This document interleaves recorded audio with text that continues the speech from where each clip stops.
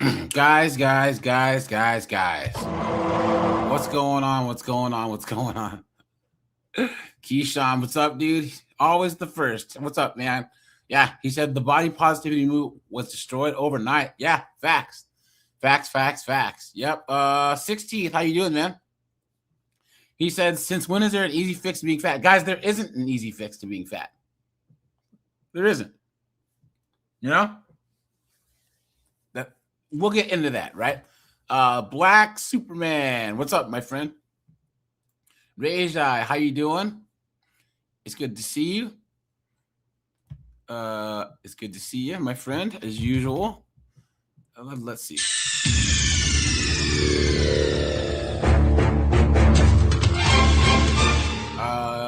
Jubilee is here. Steve is here. What's up, Steve? Korg is here. I'll drop the link. Actually, you know what? I'm gonna drop the link early, right? Yeah. Let me drop the link in the Discord, and then I'll drop the link here early also, right? Because guys, we all know this is a big topic. Oh.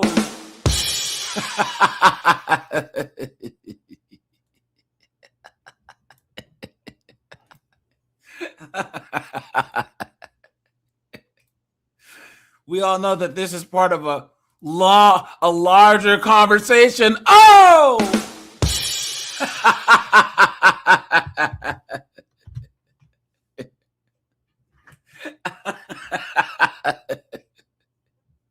we all know that this conversation it can weigh heavily on our minds. Oh!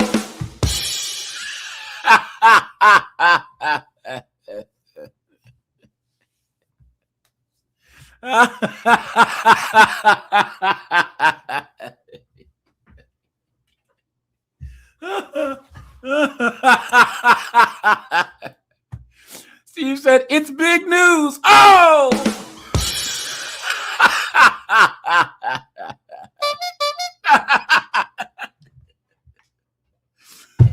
Oh, no. Look at that, guys.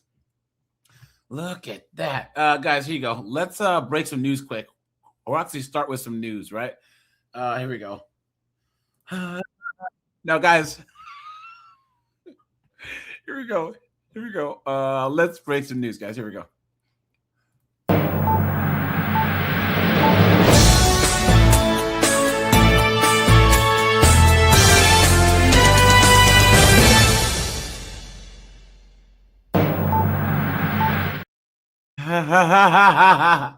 Now, guys, so for all you guys who used to, who know me, guys, I used to live north of DC, right? You know what I'm saying? So I used to live in Maryland. And guys, we all know that Baltimore is cooked. Guys, Maryland is straight cooked.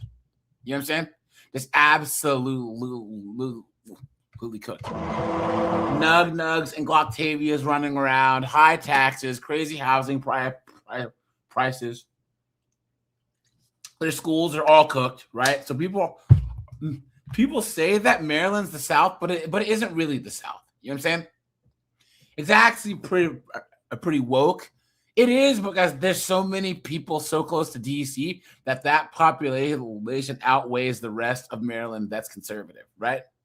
It's the same as Virginia. Once you leave the part of Virginia that's outside of DC, Virginia is very, very rural and very, very conservative, you know? But there's not enough of said people. So, guys, look at this. Look at this. This is the Carroll County State's Attorney is moving out of Maryland, and he's saying, because, quote, unquote, it's hopeless, that Maryland's a lost cause.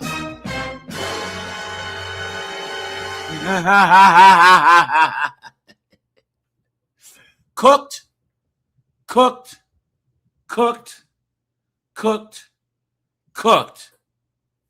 What a joke. Here we go, guys. Wait, whoa. Keyshawn said, when God said, let there be light, he had to ask a big ass 304 to move her butt out the way. Oh!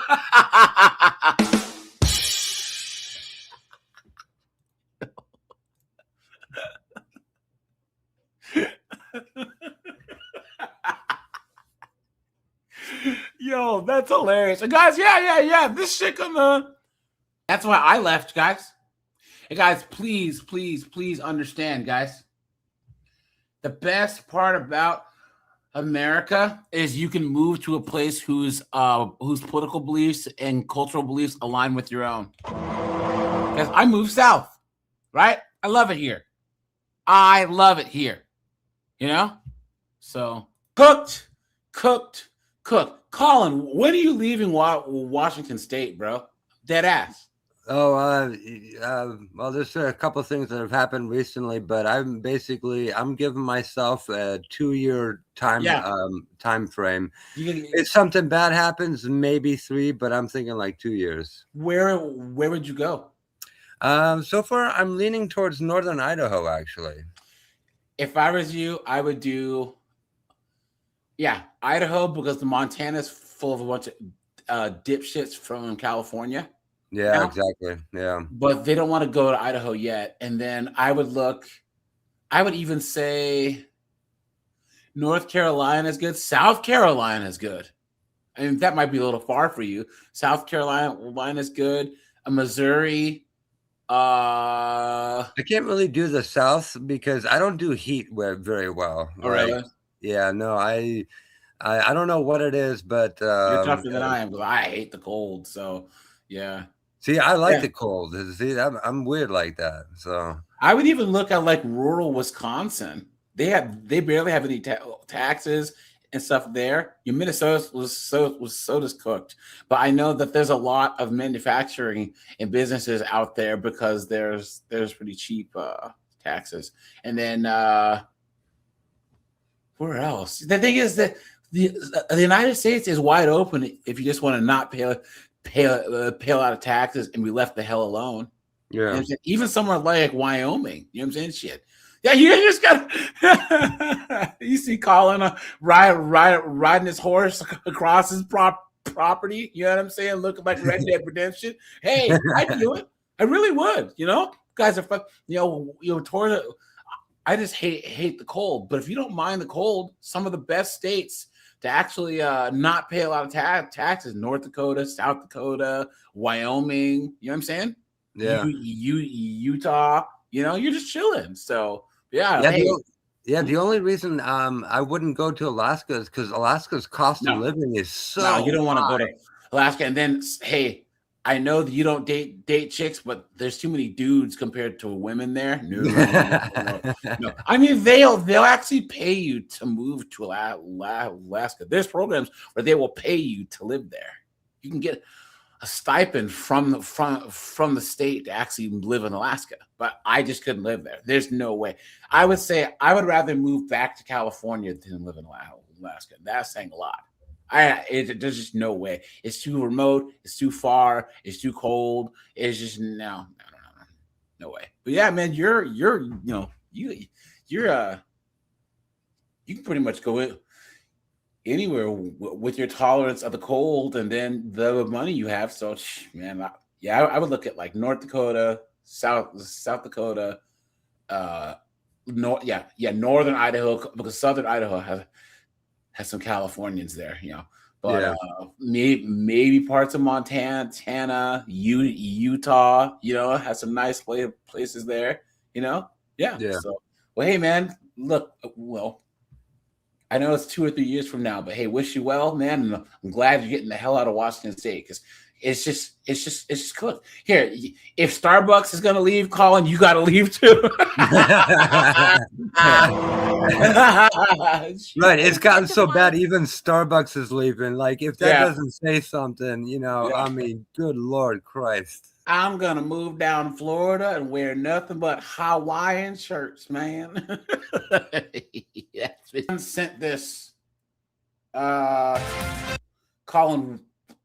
What do we always say about schools in Baltimore? Schools in Baltimore. They're cooked. Oh, well, yeah. You remember that the kids can't read, and they spend more money than anyone else, and they've had a 38% increase in funding, and they've gotten worse. You know what I'm saying? Right. Look at Isn't Baltimore also the place where the majority of teachers are making like well over $100K a year? Yeah. This is this. Blue Sun had sent this. So thanks, pal. I appreciate this. This sums up everything wrong with what we were talking about in the stream yesterday about black culture and how Marte he was debating that goofy white dude about black culture is cooked and needs to be destroyed, right? And this guy was like, well, education is underfunded. No, black school districts are actually overfunded. Yeah. Guys, you can't throw money at a culture problem. It just doesn't work. It does not work. And here's the crazy part. Guys, when my mom grew up, where black people's education was comparable to white education all around the country before civil rights. So you had black kids who were living in the Jim Crow South using secondhand books, who were learning just as well as white students, or almost comparable to. You have kids who live in Africa or in Eastern Europe that have like third-hand books that are in a shack that come to the United States having better critical thinking skills, better reading, writing, and mathematics skills. Yeah. It's about the teacher. It's about the method of teaching. And if the teacher gives a damn, what a joke. Baltimore City Public Schools, despite a $1.8 billion budget, remains the lowest performing school system in Maryland. $1.8 billion. The lowest in Maryland. My God. Jesus. Colin, imagine that you and I own a string of car dealerships. And we put the most money into our Hyundai dealership. Like we with 35, 40% more income into funding our Hyundai dealership. But then all the rest of our dealerships, the Kia one, the Honda one, the Toyota one, are doing well. But that one dealership that we're having to put the most money into, we're actually stealing money from the other dealerships to prop up the Hyundai dealership. Why would we keep the Hyundai dealership? Right, exactly. Yeah. Why? What a joke. And guys, Colin, you know what the biggest issue with people leaving California in Washington State and Oregon is it's couples, married couples who have children under the age of 5.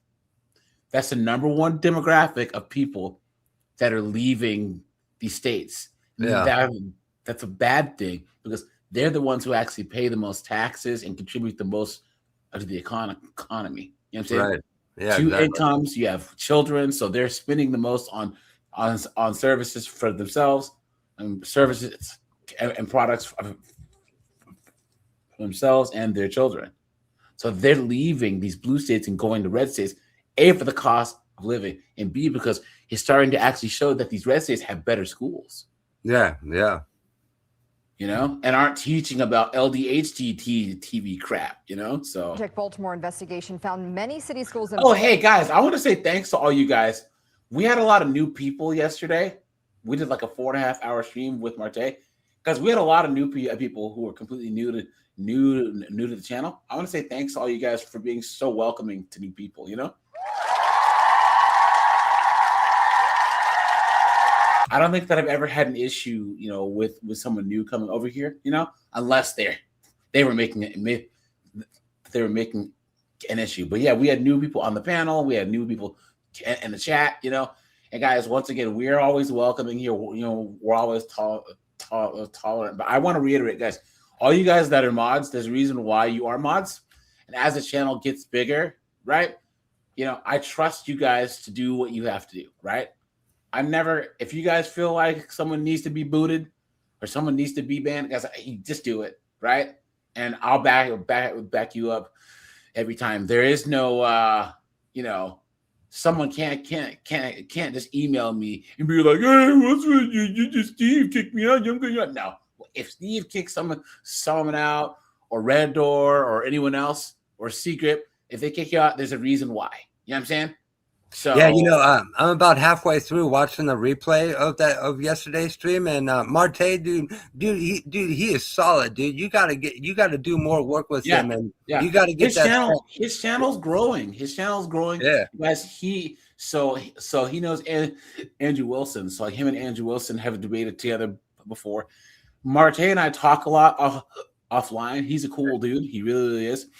I want him to be successful, right? Like I said, all you guys that are starting your channels, all this other stuff, and Marte and stuff, I want all of us to like have this loose kind of coalition of channels, right? Where we can all kind of have our space, exchange ideas, and kind of be like adjacent, But Marte, he's a cool guy. I just have to give him his flowers because I don't have the patience to debate like he does. I don't, because I'll cuss you out so fast, especially if you're being so stupid. That guy that he was debating had to be like one of the biggest beta males I've ever seen. He's like Destiny without the money and the clout. You know what I'm saying?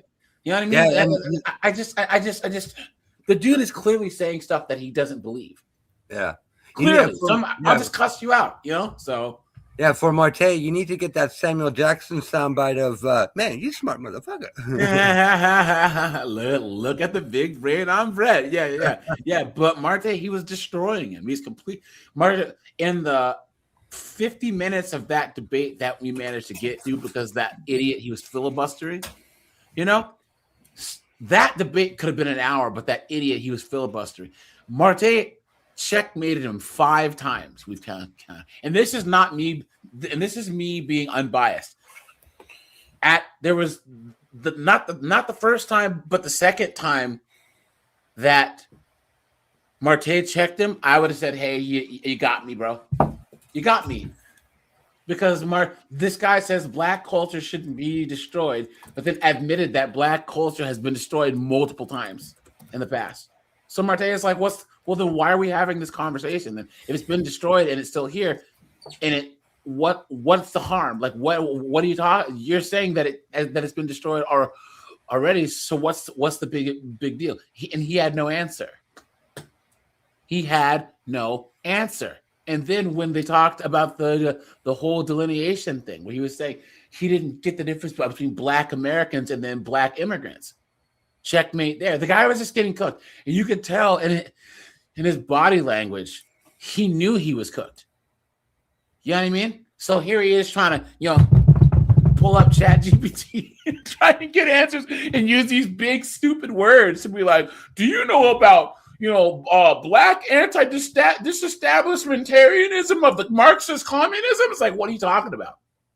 And then the third time was when he was like, name a black leader who's a Marxist, right? Marte says all the chicks from BLM. Oops.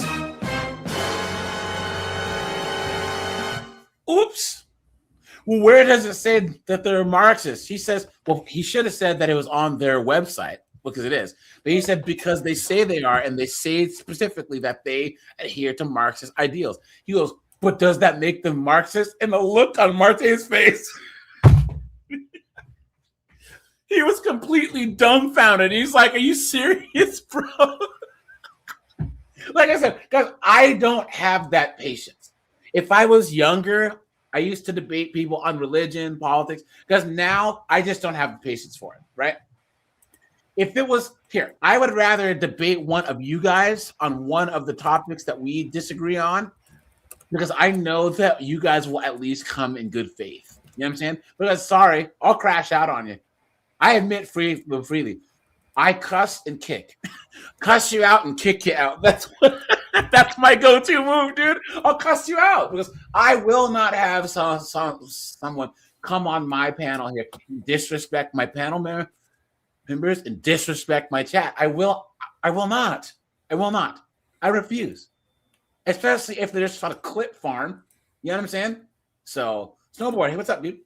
Hey, how's it going, guys? Good. So, yeah. Employees can. So, I was actually hoping you would show up because here, to check this out. They said that Baltimore has the biggest school budget, but is the worst schools. And look at this, 34% of their employees earn 6 figures or more. Wow. Yeah. Continue to receive large pay increases and damn, Blondie on the right, man, she has some cans for being so skinny. You know what I'm saying? How you doing, right? A pair of titties make you want to stand up and beg for buttermilk. As Chris Papps explained. Yeah, guys, tomorrow's live stream is going to be Andrew Wilson talking about Christian nationalism to those trigonometry guys, and if we think that that's his, what is he? He said more Christian populism and not Christian nationalism. But if we agree with that as a solution, because he actually spells it out in what he believes that the fixes would be. And once again, guys, I'm not religious, but I agree with Christian ethics, right? And if we were to move back more towards Christian ethics, I think that this would be a much better kind of country, right? Put a 1 if you agree. That's just how I believe. Also,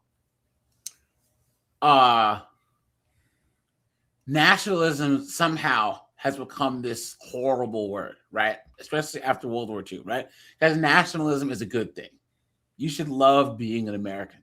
You should even if Knucklehead Harris had gotten charged, because I will always be proud to be an American. I'll always love this kind of country.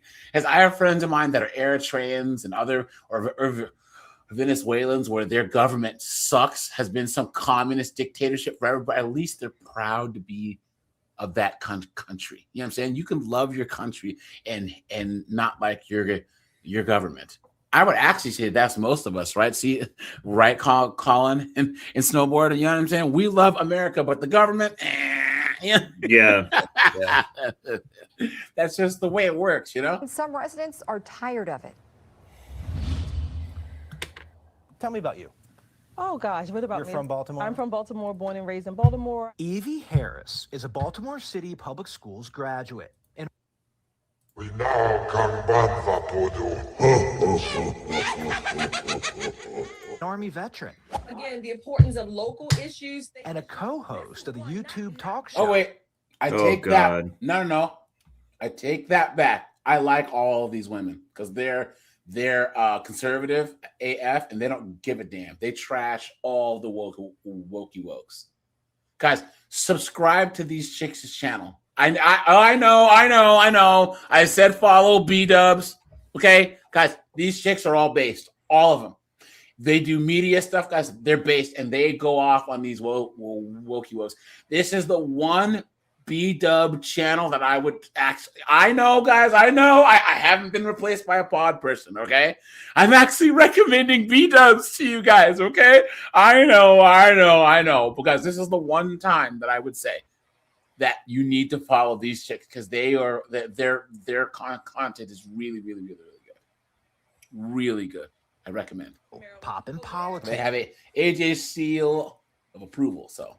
Get informed, if you will, about your local. And thanks to all you guys that clicked on my sponsored video and clicked on the sponsorship link, guys. I appreciate you guys, man. I really, really do. I have another one coming out for next month, so I appreciate you guys for yeah, man. I get a lot of sponsorship offers that I turn down because they're crap, but this one was a pretty good deal. So state laws. She's also a mother who used to send her child to city schools. It says she's 20. She just turned 20 this year. But Harris pulled her daughter out of her city elementary school about 9 years ago. Good. Because of a math assignment. And my child comes home to tell me that the math teacher had them write a letter to the governor to request a raise on behalf of the teachers union. Harris was what?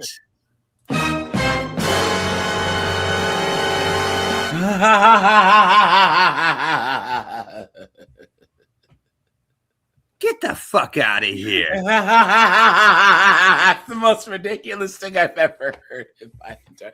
But you know what, though? Hey, guys, this happened to me.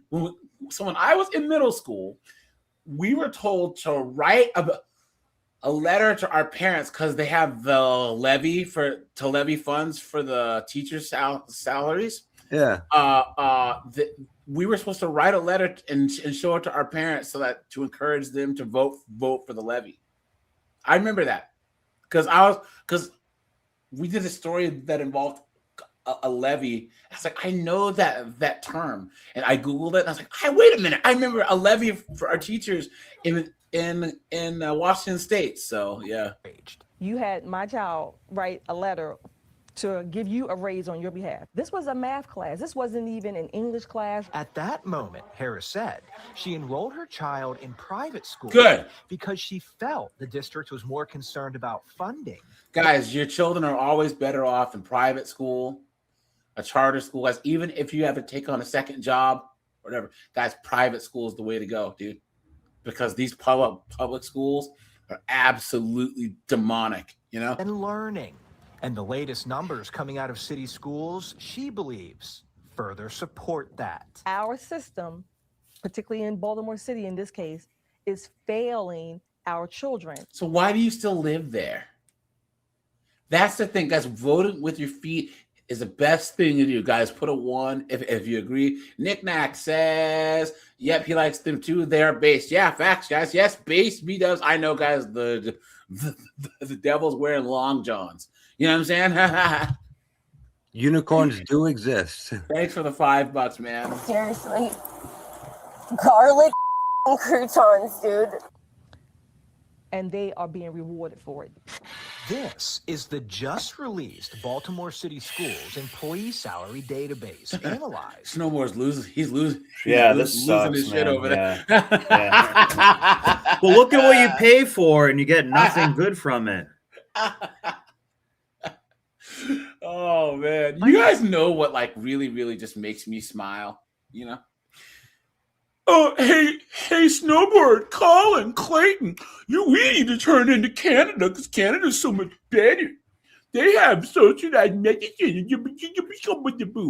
How many times do we talk about the wait time for doctors in Canada and the wait time for specialists? There's people dying while they're waiting to see neurologists. They're dying while they're waiting to see gastroenterologists. But yeah. I thought that so you have socialized medicine, free healthcare, nothing's free, and you can wait and die. Yeah, that makes perfect sense. Yeah. There's Canadians who will save up money and drive down to Maine, drive down to New Hampshire, drive to get care. To dot myth. I guess that Canadian healthcare is to die for. Oh! Project Baltimore. Within this data, we can see just how much money taxpayers are paying city schools employees. Ridiculous. Salaries that are growing quickly. In 2025, according to the employee database, city schools had more than 12,800 employees, an increase of more than 300 employees from 2 years earlier in 2023. That's a lot. Yeah. Of those 2025 employees, 56 earned $200,000. Whoa! What? Number? Whoa! Look at that, guys. The kids can't read. Look at that.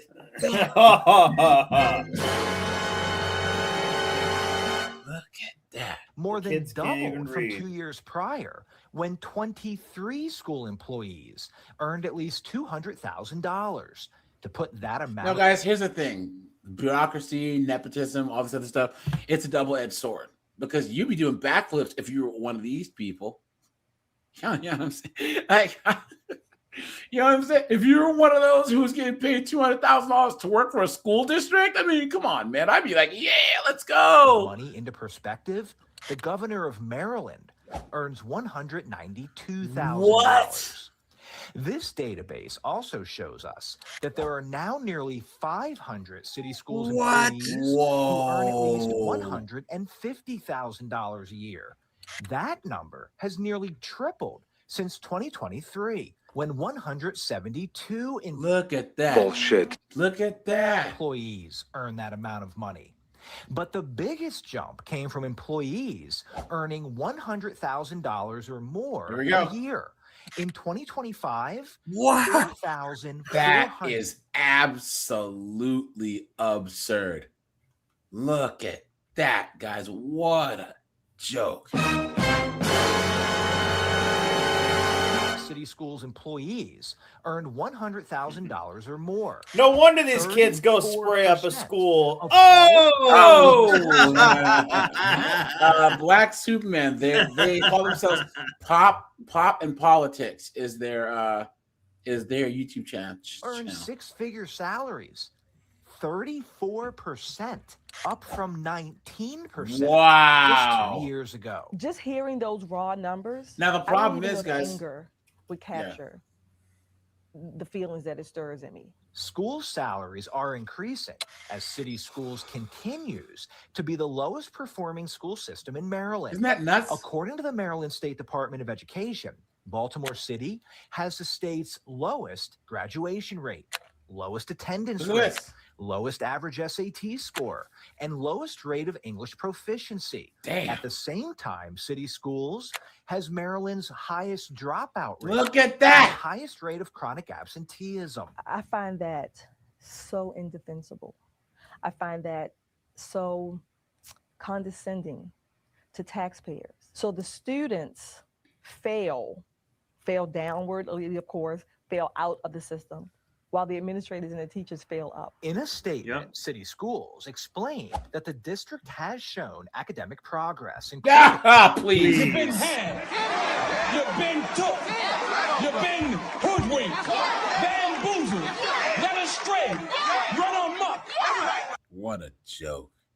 3 consecutive years of attendance rate increases, the highest kindergarten readiness scores among providers in the city, and that English language arts scores have nearly doubled since Dr. Santelise's because you rigged the testing in 2016. When you compare salary increases to the academics, what do you think parents and taxpayers should think?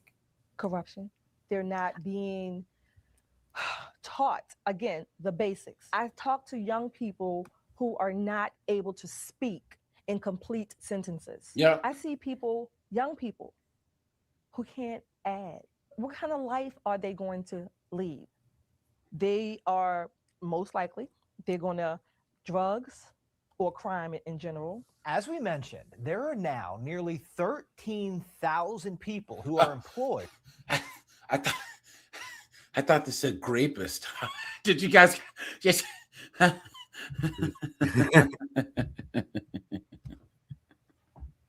his name popped up and said, "God damn, what's this guy's name?"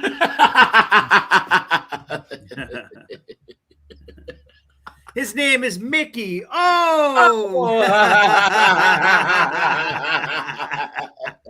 I wonder if he does a lot of pap smears. His nickname is Roofy. Oh! Oh,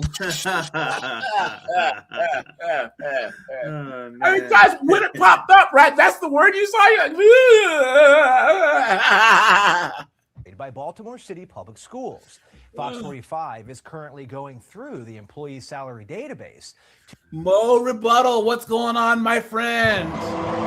Good to see you, man. Good to see you guys. Maryland's cooked. I used to live in the DMV. Remember, guys, this is the best part about America. You can just move to a state that better fits your values, man. Guys, leave. If you're in a blue state, get out of there. Everyone else is doing it. You know what I'm saying? Get out of there. Go to a place where there's less taxes. Right, there's guys. I don't have kids. I'm not having kids, but it's crazy that I walk around where I live now, and there's couples with multiple children. You know what I'm saying, guys? Conservatives are having more children than liberals. The only thing keeping liberals' population in blue states steady is illegals. Yeah. If it wasn't for mass migration, I think it's when like 2 or 3 generations, there would be no liberals left. Insane. Here you go, guys. Let's do this here. Now, guys, let's talk about Ozempic, and then we'll get into this video here, right? Now, guys, this Ozempic thing showed that they are suing body positivity thing is a complete joke. Okay? Because they're like, oh, we're so happy in our bodies, our big bodies, and as they're waddling down the road.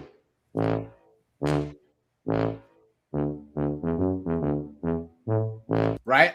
We're so happy and you have to accept us. And yes, 2021 was really like the biggest body positive craziness because they had all the magazines and all the runways were full of these friggin' wildebeests.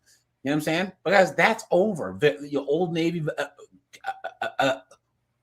Victoria's Secret, they've all gone back to slimmer models.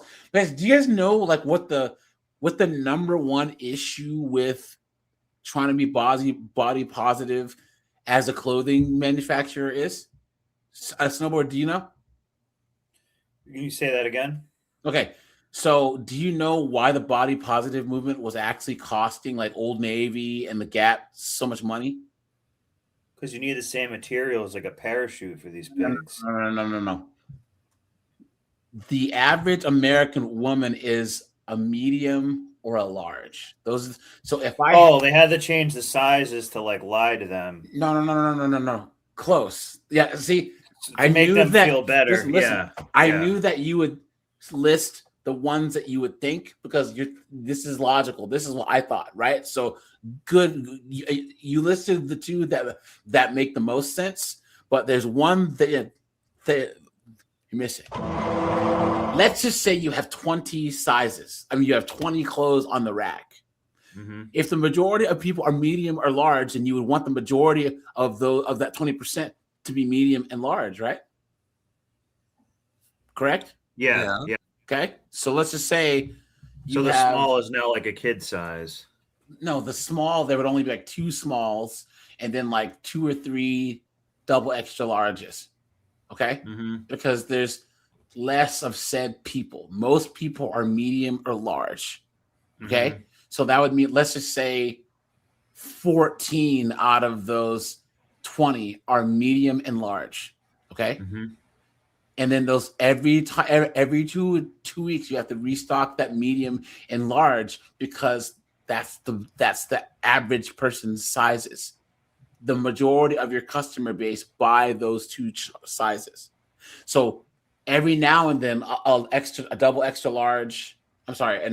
or double extra large or a small is gone. Okay. You don't have to replace those as much. This is the same as the Kanban style of lean, of Six Sigma, where let's just say you have car parts and a factory. What they started doing for Kanban is they would look in the morning and look at the buckets of parts and say, which bucket is most empty and focus on building that first so that they can keep the orders going instead of saying, let's focus on creating 15 parts of each. Well, if one bin's full, why do you need to do 15 parts of that part? Does that make sense? So imagine instead of 80% being medium and large, you turn that 80% into 40% or 20% of medium large, and then you add double extra large, triple extra large, quadruple extra large. Well, now you have 60% of those clothes are double extra large, triple extra large, and quadruple extra large. Who's gonna buy those? Yeah, they're just sitting there, and the people who come to the store are trying to say, "I can't find my size," because medium and large are selling out so fast because you don't have a lot of them. Yeah. So now you have this overstock of product that you can't move.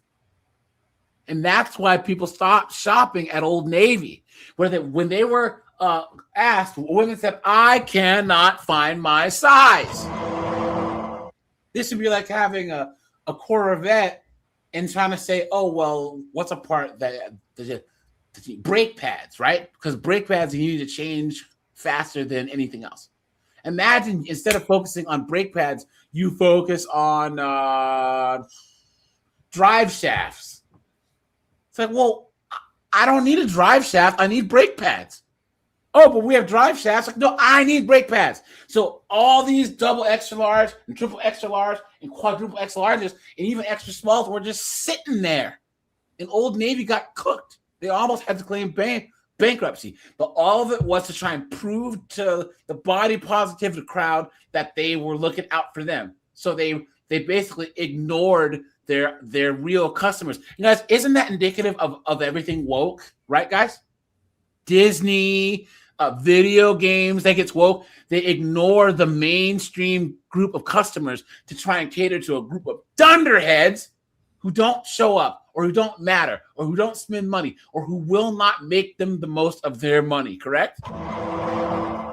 Yeah, exactly. And those people are the ones who they created the problem, because they're the ones who, complain and make the most fuss and noise. Yeah. So then therefore the corporation, for PR and, even litigious reasons, they have to cater to them, even though, Yeah. Let me do this. Hold on. This is basically like the same reason that black women are so heavily overrepresented in advertising, because if they don't put a black woman into a TV commercial, there's now so many quote unquote black activist organizations and foundations and whatever that they will threaten to sue if. And so the corporations are like, okay, we know this is all bull crap, but we're still going to have to, if we don't do it, we're still going to end up having to pay attorneys, a fortune to defend us. It's going to, it's ridiculous. Old Navy has experienced significant sales decline in inventory mismanagement, which aimed to offer sizes extra small to 4X in all styles. The strategy backfired as stores sold out of middle sizes while accumulating excess inventory of very small and very large sizes, leading to heavy discounting and reduced profitability. There you go, guys. I told you. Old Navy to scale back inclusive sizing in stores. See that, guys? Because what did they say in Star Trek? The needs of the few... the needs of the many outweigh the needs of the few. That is the best strategy there is. Guys, white people are the majority in this country. If I'm starting a big business, let's just say Colin, Snowboard, and I, if we're starting a business of any kind and we have to do a national advertising campaign, Colin, who are we going to market to? We're going to market to white people, especially Thank white you women. very much. Yep. Thank you very much. This is just 2 + 2 is 4 here. Yeah. This is easy. You know what I'm saying? What a joke. See, look. The poor performance, as reported by Wall Street Journal, led to the departure of Old Navy CEO Nancy Green. Of course. Well.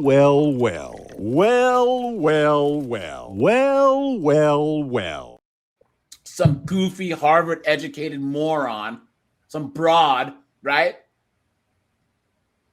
Guys, you put 304s in charge of anything. Look at this. While designed to be inclusive, the ambitious integration of all sizes on the sales floor led to in-store chaos, resulting in a 19% drop in sales by spring 2022. Do you guys realize how crazy that is? 19% drop in sales to a multi-billion-dollar company like Old Navy. And guys, this is the same as they did the same with the Gap, with Abercrombie and all that stuff. They all got cooked. What a joke. Okay, so guys, Ozempic is everywhere. Okay? All these was the GLP-1s. Guys, the first thing that the first thing these idiots did. Wegovy is another one, yeah. Yes. Yeah. Hold on. You can get those like cheap now too, and like, you can just inject yourself with it. No. They are not cheap, dude. I see commercials for them all the time, dude. These dunderhead biggins, dude, they're paying like $200 every 2 weeks for their injection. That's $400 a month. Oh wow. And I thought they were like $40 or something. No. They are expensive. And the thing is that all these biggins, they're still eating as just the same way they were before. So they're only losing. No, once they go off it, they start eating like they were before because Ozempic makes you not eat. Okay. You're basically starving yourself. Okay, it activates the part of your brain that makes you think you're full. But have you ever heard of Ozempic brain? Like, so people have this thing where they're in like an Ozempic brain fog because it messes with your brain's ability to be happy and have pleasure from like eating and other things. You know what I'm saying? So they're just like, like they live in kind of like this gray kind of mode. It's like Ozempic meh brain is what they call it. So yeah, guys, look at this. The family of Marcia Eddinghoff is among them. They are suing Novo. Oh, guys, yes, no. What's cheaper than Ozempic? A gym membership. Some running shoes. You know what I'm saying, guys? Just go out and jog. You know what I mean? What are you doing? Eat decent. Don't drink as much. You can lose weight. It's not hard. Maker of Ozempic for wrongful death. They say Marcia had been taking Ozempic for 6 months when she got sick. Her family thought it was food poisoning, and doctors treated her for that. But after a few days, Eddinghoff complained she still wasn't feeling well. As her family was driving her to the hospital, she aspirated and died. Her death, the suit claims, was due to something called stomach paralysis. That's a really nasty way to go, man. Damn. It looks like she didn't have lofty aspirations. Oh!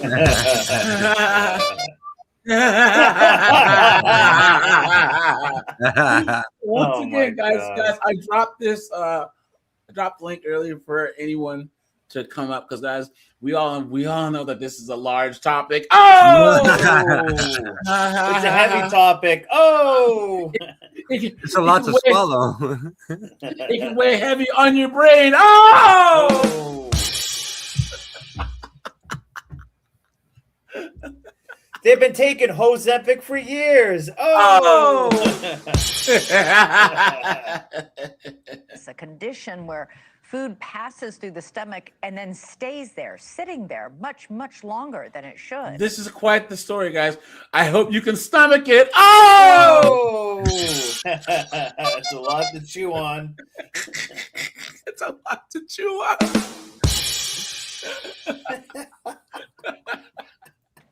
Motley Rice, the law firm representing Eddinghoff's family, says studies have linked Ozempic to the condition, also known as gastroparesis. The suit claims Novo knew or should have known about the risks posed by GLP-1 medications, including severe gastrointestinal complications and other injuries. Lenny says it's a real gut punch.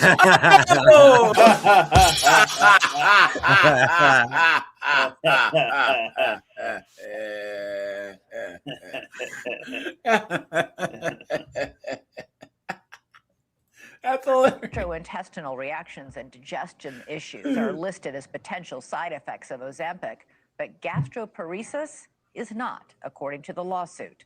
Novo denies the allegations and says it will defend. Guys, do you really think that this pharmaceutical cares? No. Guys, you guys remember the scene on Fight Club where he's like, we look at the average cost of a lawsuit, and then we do the math and see how many times that might happen, and we do that total. And if that total is not more than a price of a recall, we don't do one. And it's like, what car company do you work for? A big one. You know what I mean, guys? They don't care. They're making billions and billions of dollars off of Ozempic and stuff. They could probably pay out all these lawsuits, and it's just not going to matter. Because there's another story that I'll show you guys. They're facing billions of dollars in lawsuits, and they don't care. They're just like, there you go. We'll settle. We'll settle. What a joke. Itself against the claims, but it has its work cut out for it. The Eddinghoff lawsuit is just one of thousands that Motley Rice has undertaken against the drug maker. Joining us now is attorney Jonathan Orent, who's representing the plaintiffs. Jonathan, thank you so much for joining us. So tell me about Marcia. She had been taking Ozempic for 6 months. She started feeling ill, like she had the stomach flu, and then her family is taking her to the hospital and she dies in the car? First of all, thank you very much for having me and bringing this important story to light. That's right. So Marsha died as a result of aspiration after days and days of uncontrolled vomiting, severe vomiting, and her husband Tracy knew that she's old. Like, yeah, what? Why? She couldn't wait to lose the weight. Oh, oh. She still got killed by gluttony. Oh, but guys, look, you're old. Like, bro, probably retired. You have nothing but time to try and lose weight and exercise. What are you doing? He couldn't wait for an ambulance, and so he went and actually drove her to the hospital. And on the way to the hospital, she aspirated and unfortunately passed away. I think one of the most... None of these pictures are flattering. That's for damn sure. She's like, find my good side. Oh, you don't have one. Oh! Is that we believe that these that this could have been warned of. It should have been warned of. And recent FDA action, we think, validates the allegations that we've made in these lawsuits. What FDA action is that? So in the last couple of weeks, the FDA has issued what's called the warning letter following up on a major inspection that they did last year. And this warning letter outlines deficiencies with the post-marketing surveillance process. So the looking out at the people who are taking the drug and looking for adverse reactions, that there were serious flaws in that process. And these are the studies that go on that the companies were supposed to monitor the people who were in the trials to see what happened after. So part of the agreement between FDA and the company is that they're going to do this surveillance to report any adverse side effects past the ones that they had reported in the application. Right. And these companies weren't doing it. These companies weren't upholding their end of the bargain. So that really make sure that once drugs are marketed, that they are safe, that we learn all of the adverse events related to these drugs. And the FDA noted some major deficiencies with the process. So nobody was looking and studying the side effects of this drug carefully enough. No, that's not what he was saying, you dunce. How many other people have had the similar condition that Marsha had, which is basically, to make it simple, you eat food, and then what happened with Marsha, it was just sitting in her stomach. It didn't. Yeah, Banging Rom says you lost your life trying to cheat. Yeah, facts, guys. I don't feel bad for her. Sorry, you know what I'm saying, guys. You should do now. Trust medicine, fine, because Western medicine is the best thing that's ever happened, right? Guys, we are living longer and healthier lives. That's just the way it works. Our infant mortality rate, our maternal mortality rate, everything is down, like lower than it's ever been. Even the poorest countries on earth, people live longer than ever before, right? But guys, I say, make it a point to live in a way where you put the least amount of chemicals in your body. Guys, it should annoy you if you have to take some type of medicine. I have to take medicine for my migraines. You know, it helps me. It like changed my life, but I don't like taking it. I don't. You know, I don't like putting chemicals in my body. So through her digestive system, it just sat there, where it made her quite ill, because at some point that blah blah blah blah blah. But guys, check this out.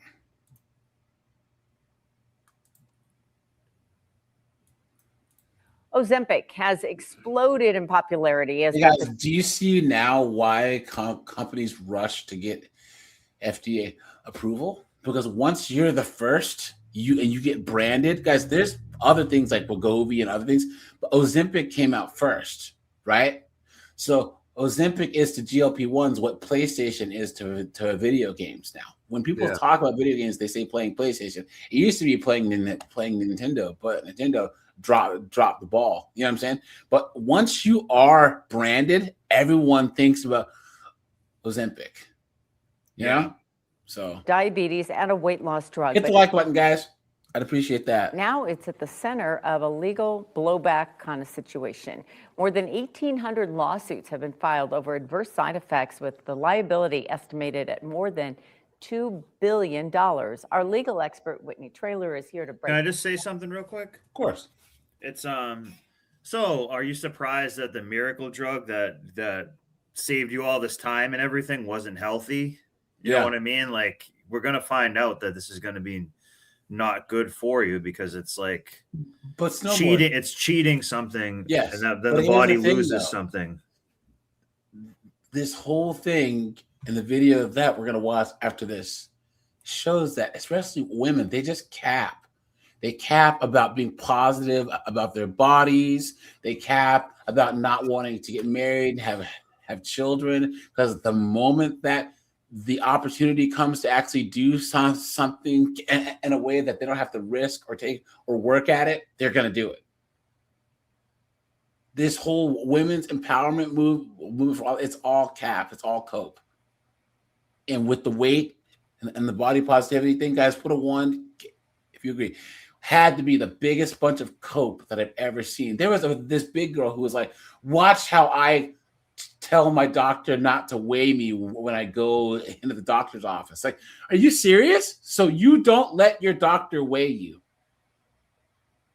Absolute wildebeest, man. Let's talk first about the claims against Ozempic. Yeah. So we went back to school. So all these 1L students that just started law school, you're going to be learning about this stuff. This is a civil tort is what we're dealing with. So this is product liability, complex civil litigation, mass tort liability. And essentially they're saying that, hey, you marketed this drug and you downplayed, they're claiming that they downplayed the potential harm that it would cause, and it's causing these very severe side effects.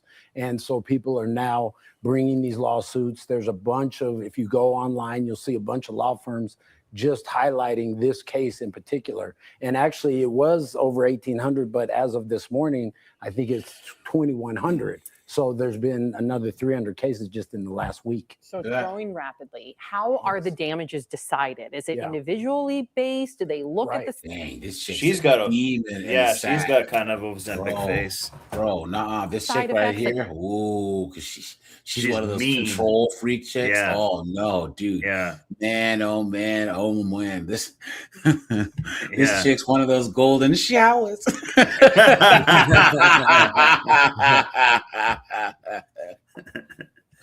I'm serious. That girl brings it up. She's like, I'll let you put a cigarette out on you if you put one out on me. Guys, these chicks right here, they're some of the dirtiest freaking degenerates in the sack, dude. Straight up, man. Yikes. How does that even get decided?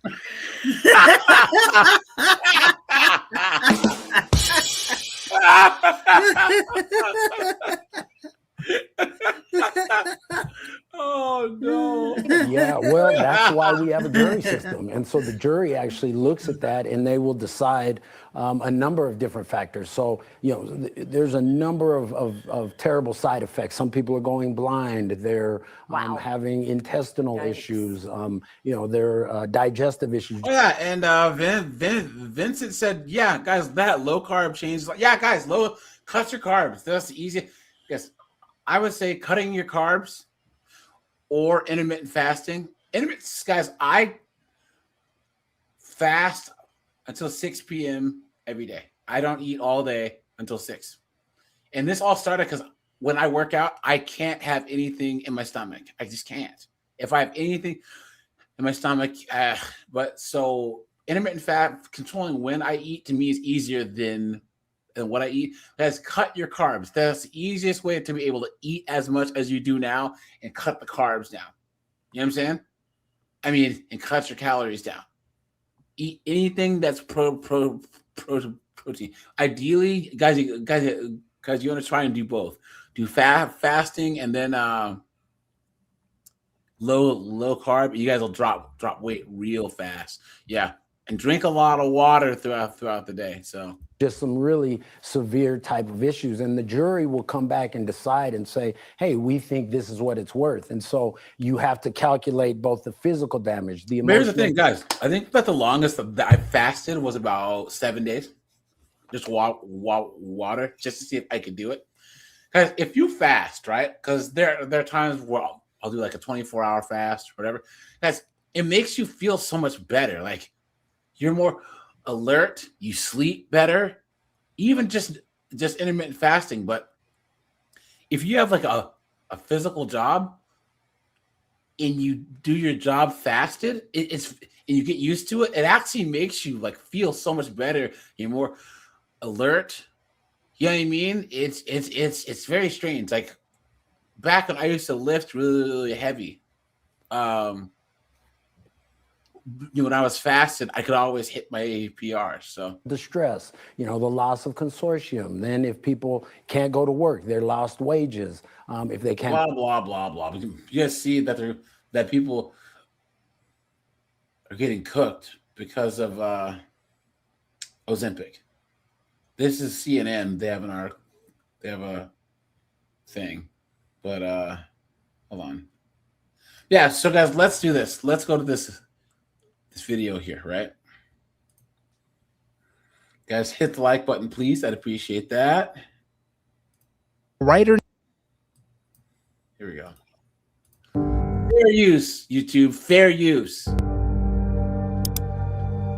In 2022, the fat acceptance movement was at the height of its influence. Yes. Over the previous decade, it had accomplished something that would have seemed implausible in the mid-2000s when the first body-positive bloggers started posting from their bedrooms. Major corporations... A good amount of those chicks are no longer with us, guys. Yeah. We've covered this before.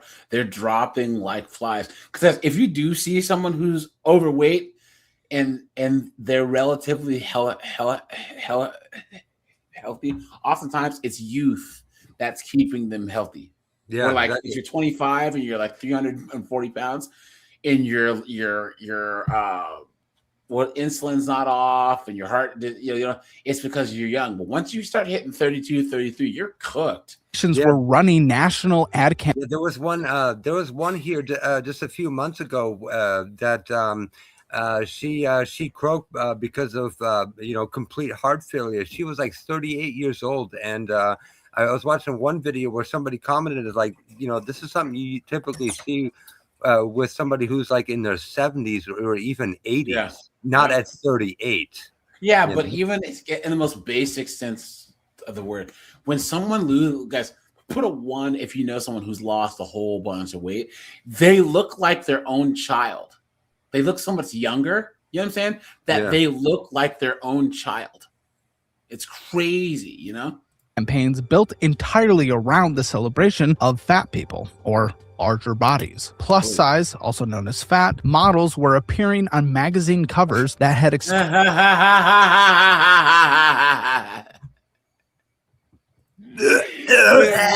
thing coming up out of the water, guys.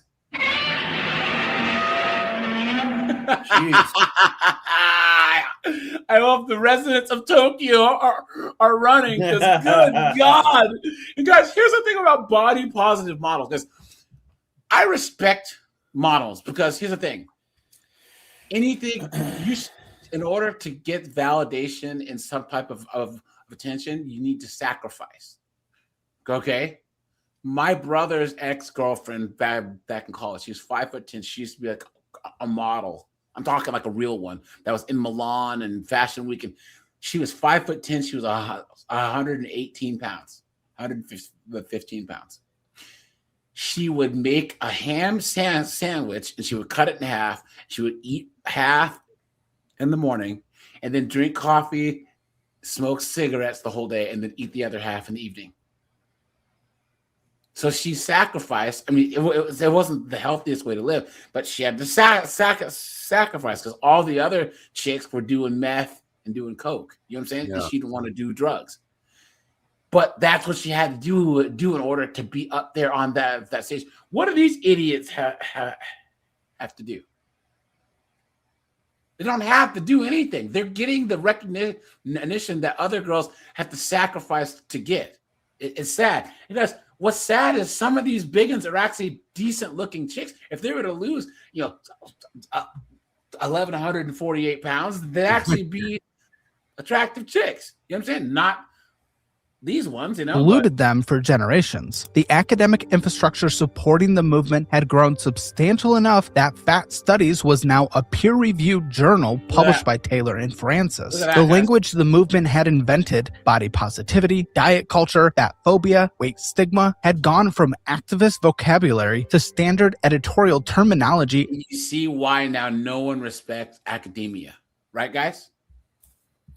No one respects academia. Because now this is part of the academic studies and scientific studies and all this other crap. At every doctors are being trained. This is part of the medical curriculum now. This is part of the psychiatric curriculum now. This is part of sociology and all this other crap. Major publication in the country. And its central claim is that the medical connection between obesity and disease was largely a fabrication designed to justify discrimination. The lie detector determined that was a lie. That had found serious traction in medical schools, public health departments, and city governments. What did 2 I years just later, say, guys? the movement was in visible retreat. That's what did I just say? You know what I mean? Because I don't mean to toot my own horn, but beep beep. This is absolutely insane, guys. Anyone else wants to call in, guys? Hit the StreamYard link. I believe that it is pinned. Hold on, let me see. Did I pin it? Oh, I'll drop. So YouTube changed how you pin stuff now. It's like at the bottom now. It's very, very, very, very strange. Let me do this. Celebrities who had built brands around body acceptance were showing up to awards shows 40 and 50 pounds lighter. Fashion brands that had made loud public commitments to size inclusivity were quietly abandoning extended sizing and reverting to straight size casting. The number of plus size models straight size. What a joke. Being booked in New York fell by 67%. 67% drop. Look at that, guys. Look at that. What a joke.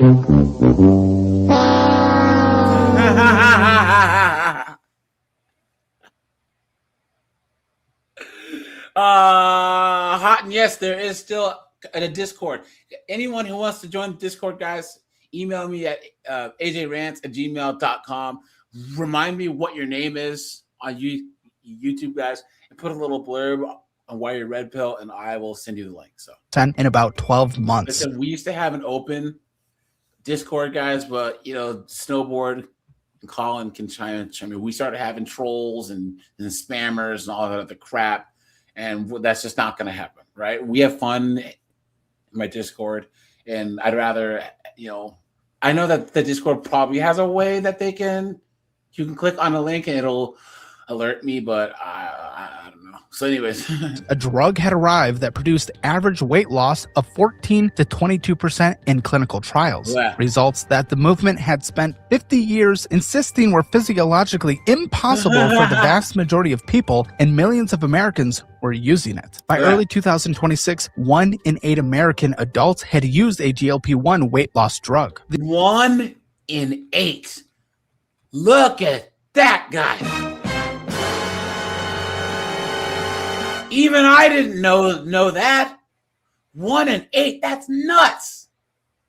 Look at that. The U.S. obesity rate, which had risen every single decade since reliable data collection began in the 1960s, fell for the first time in 2025. The pharmaceutical company that makes Ozempic became the second most valuable company in all of Europe. And the people who... Jesus. Look at this. Oh, what is this? The National Association. AJ, a picture says 1,000 pounds. Hold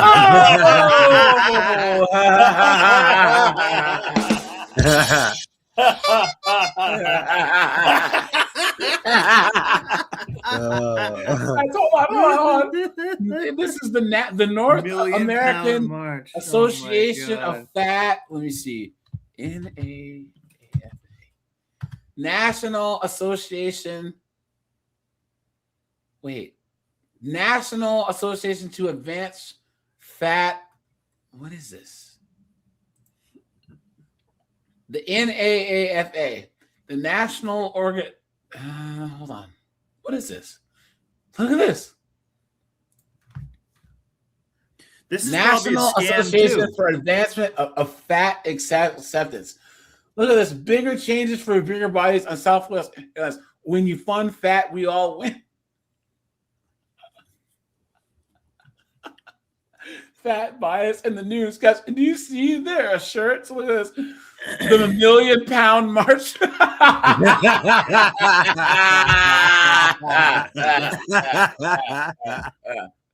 Wow. First of all, I'd like to see them march anywhere other than straight to the buffet line. You know what I'm saying? Yeah. Come on. It's probably should say I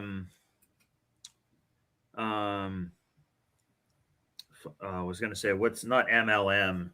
Is MLM like a marketing? Like a multi-level pyramid scheme? Yeah, because that's like probably what this is. I'm not even kidding. That's kind of what these charities this is an NGO. This is a nonprofit, and they get money to do this crap, to organize these exactly. events. Yeah. Corey says the National Organization of Fat Asses. Had spent years telling the only thing that they march is through the McDonald's drive-through. Oh! anyone who would listen that the medical establishment's concerns about fat were rooted in bias rather than biology. We're watching the scientific ground under their argument. Look at this specimen. If I'm not, I think she died or just had like a heart attack. Argument dissolved. Some of them adapted. Some of them quietly started losing weight themselves while maintaining their public positions. Some of them, yeah, guys, this is Caleb Hammer's side project. Yeah. Because I was like, I know this voice. Yeah, what's I that? watched one of his other videos on like some dating, and I was like, who is this voice? And it was his. Yeah. So it's probably the same thing. He's I- doing a good job on these. His voice is kind of annoying though. I think that okay, guys. So Caleb Hammer, he was trying to be more, since he's Gen Z or he's a young millennial, he was trying to like not lean into politics or social issues. But then he after Orange Man won, and he saw like a lot of left wingers, like the Young Turks, were actually kind of leaning more towards being moderate, quote unquote, like Anna Kasperi. He kind of leaned more and like, look, if you are going to talk about money, I'm sorry, but you have to have some type of conservative leaning because I would say 80 to 90% of people's money problems are self-induced. And that believing that you can make decisions to change your destiny, guys, put a 1 if you agree, is a conservative value. It just is. Yeah. There's no way that you can be good with money and be woke. You just can't. You can't. If you are successful, you have to at least be fiscally conservative. You have to be. And that's what he's leaning into more. And that's why I think he's doing these side projects too, is because he's kind of trying to show like what some issues of the modern day that then affect the some economy. social issues. Yeah. That then pivoted affect from weight. your wallet. Yep. Weight loss is impossible to weight loss is corrosive, which in the end is a very different argument. And some of them held the original line while the audience that had once made them famous moved on. This is the full story of how that happened, where the fat acceptance movement came from, how it grew from a potential reasonable civil rights grievance into an ideological project that denied basic physiology, and how a weekly injection exposed every contradiction it had spent half a century accumulating.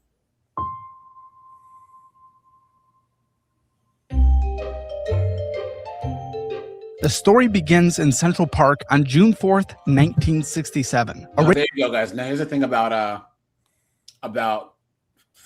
this fat acceptance. Guys, the thing that ruined civil rights was when white women and fat people got into it.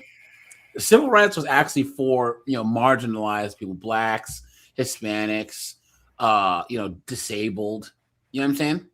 and then white women got in on it and ruined everything.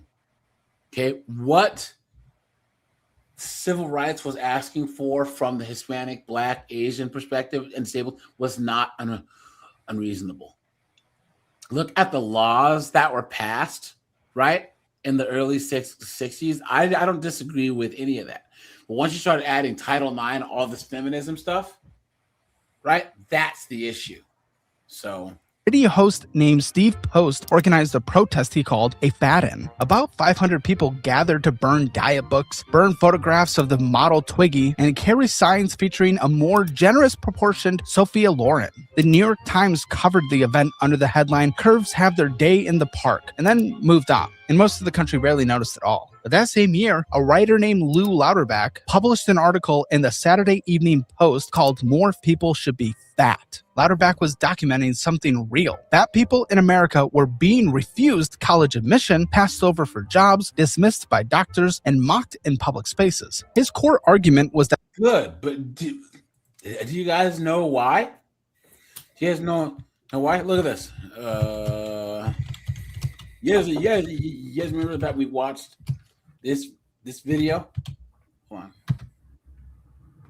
Oh, snap. Hold on. Oh, no. Don't tell me that I lost this. Watch. Hold on.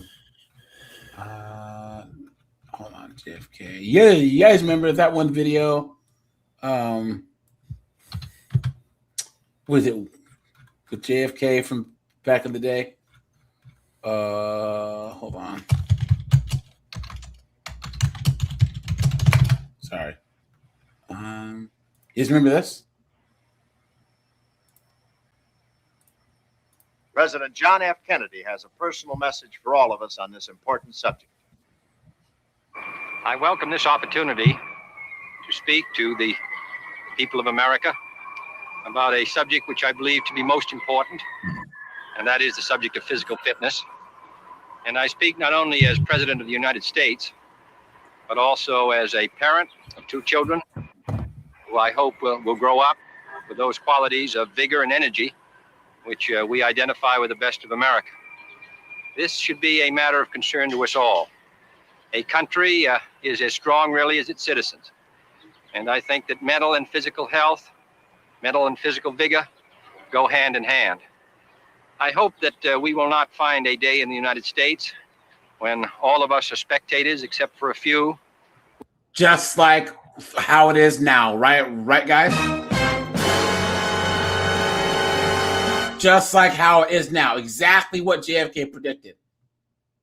The majority of Americans are spectators in their own politics and their own health and everything in their lives. What a joke. We're out on the field. I hope all Americans will be on the field. That is, they will concern themselves with the education of their children, with the physical development of their children, with the participation in the vigorous life, and then also as their children get older, inculcate into them a desire to maintain that vigor through their normal life. Our citizens are living longer, and we want them to participate fully in that longer life. But they can only do so if they give some of their time and some of their effort to maintaining that vitality. This is a subject which should be of interest to us all. And I hope when we have seen the astonishing results which we have seen from our work in a few schools across the country, where we've been able in the short space of 2 and 3 months to change the physical habits and strength of our children, that this will spread to every school district in the United States, that all of us will participate in the life around us, and in so doing will be better citizens and happier ones. This is a challenge for us all, children, boys and girls, college students, mothers and fathers, and all of us, I think, should welcome it. I hope all of you will join in a great national effort to build a strong and better America through physical effort and through the contributions we can make by the drive and force we bring to our daily lives.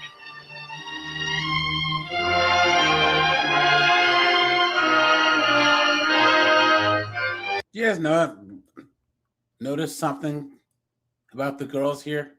And I think that any fatties here, and there's black women in here too. You guys notice this?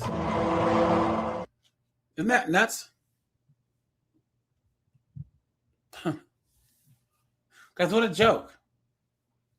What an absolute joke. How did we go from this to where we're at now? How? People should be ashamed of themselves. What a joke. JFK told no lies. There's no reason why you should see middle school kids, elementary school kids weighing 240 pounds. My nephew had a kid in his class who was so fat he had to use a scooter to get him. And guys, put a 1 if you agree. That's child abuse. That's child abuse. It really is. To have a kid who's so big that he can't even walk, that's child abuse. Look at that, guys. Look at that. Anyways, I digest. That the contempt directed at heavier people was a form of social bias, not a legitimate health-based concern. In 1969, an engineer from Rochester, New York, named William Fabry, read the article and recognized his wife's daily experience in it. Fabry tracked down Lauterbach, and the two of them founded the National Association to aid fat Americans. Later, guys, once again, these guys all have big girl fetishes. That's all it is. All these guys that are pro they just want to smell big girls' feet.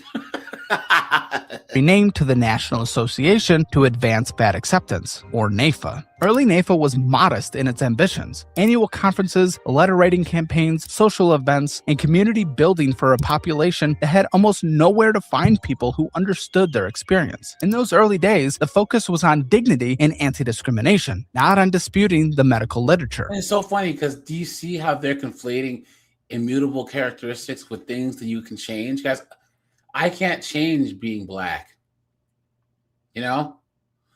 If you're ginger, guys, you can't change that either. You know what I'm saying? You might be able to dye your hair, but I mean, let's be honest, you can tell who's ginger. But like skin tone, height, you can't change those things, but you can change your weight.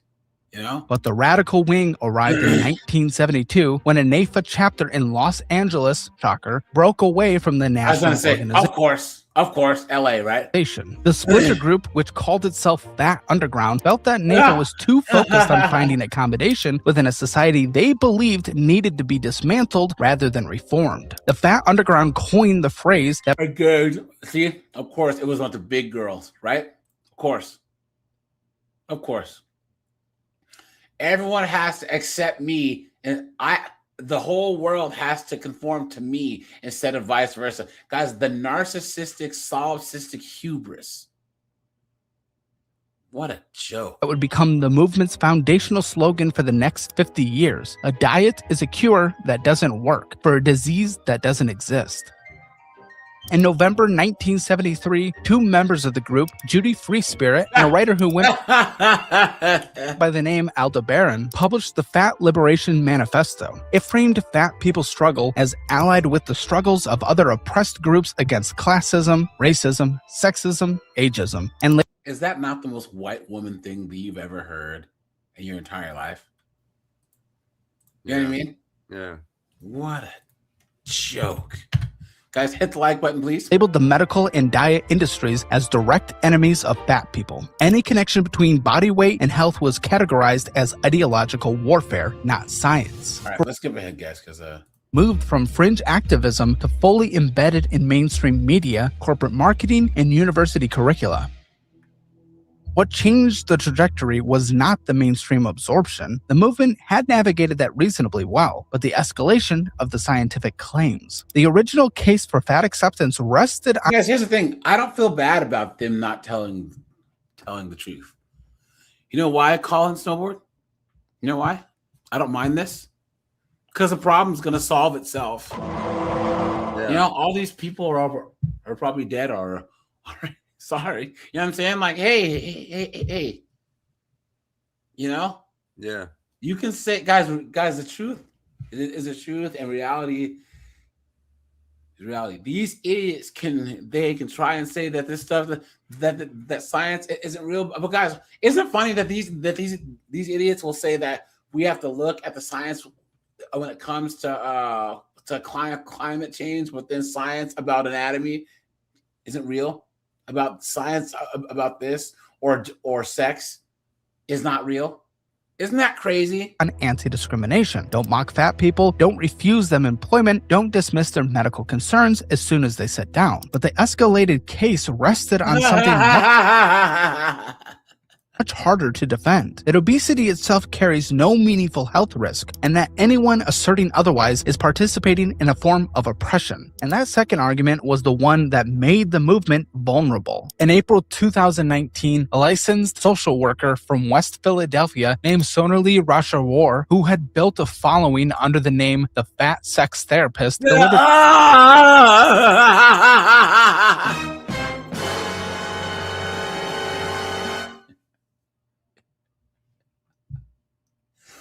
Does your book come with a bag of flour and a lifting belt? Because that's the only way that you're going to be.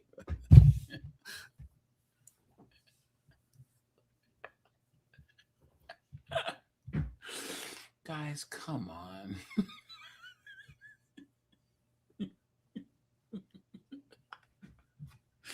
Colin, did we walk into Bizarro land? You know? What is going on? A 2-hour lecture at the St. Olaf College. The event was sponsored by the college's Wellness Center and Women's and Gender Studies Department. Of course. Of course. Of course.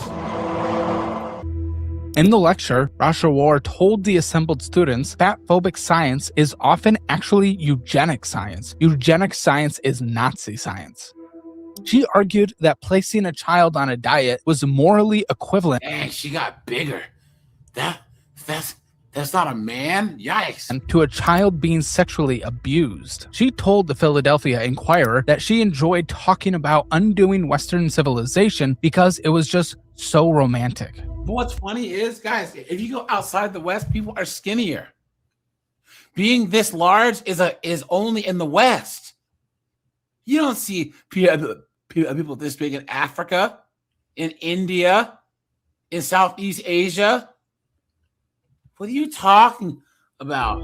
She drew an explicit line between the 2019 Christchurch mass shooter and fitness culture, telling the audience, I do not think that it's surprising that a man who shot up Christchurch, New Zealand, was also a fitness instructor. Look at that. St. Olaf College's Wellness Center organized and paid for all of it. While Rashawar was not an isolated case, Sabrina Strings, an associate professor of sociology at UC Irvine, published a 2019 book arguing that fat phobia originated in the 18th century. See, and now they're going to say that all black women have always been fat. You guys notice that the chick writing this is not fat? Yeah.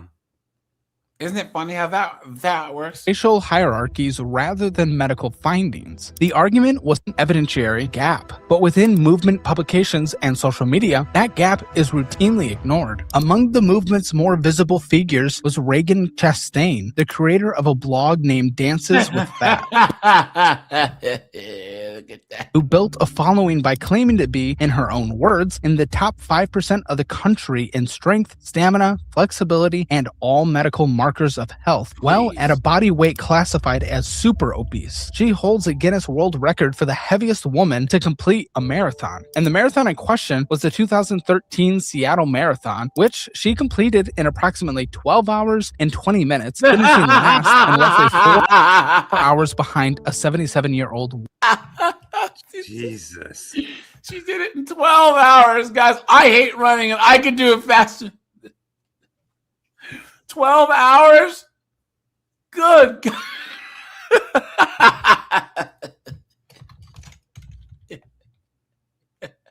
That's a huge bitch. Woman. She subsequently announced plans to compete in a full Ironman triathlon. Yeah, In 2015, at Ironman 70.3 Arizona, the half-distance version, she failed to complete the swim leg within the cutoff time. For the full Ironman Arizona in 2016, she flew to the race, collected her registration pallet, and left the venue without competing. A fact-check site called Dances with Facts later documented apparent inconsistencies in her training records. I tell you guys, an Ironman is hard.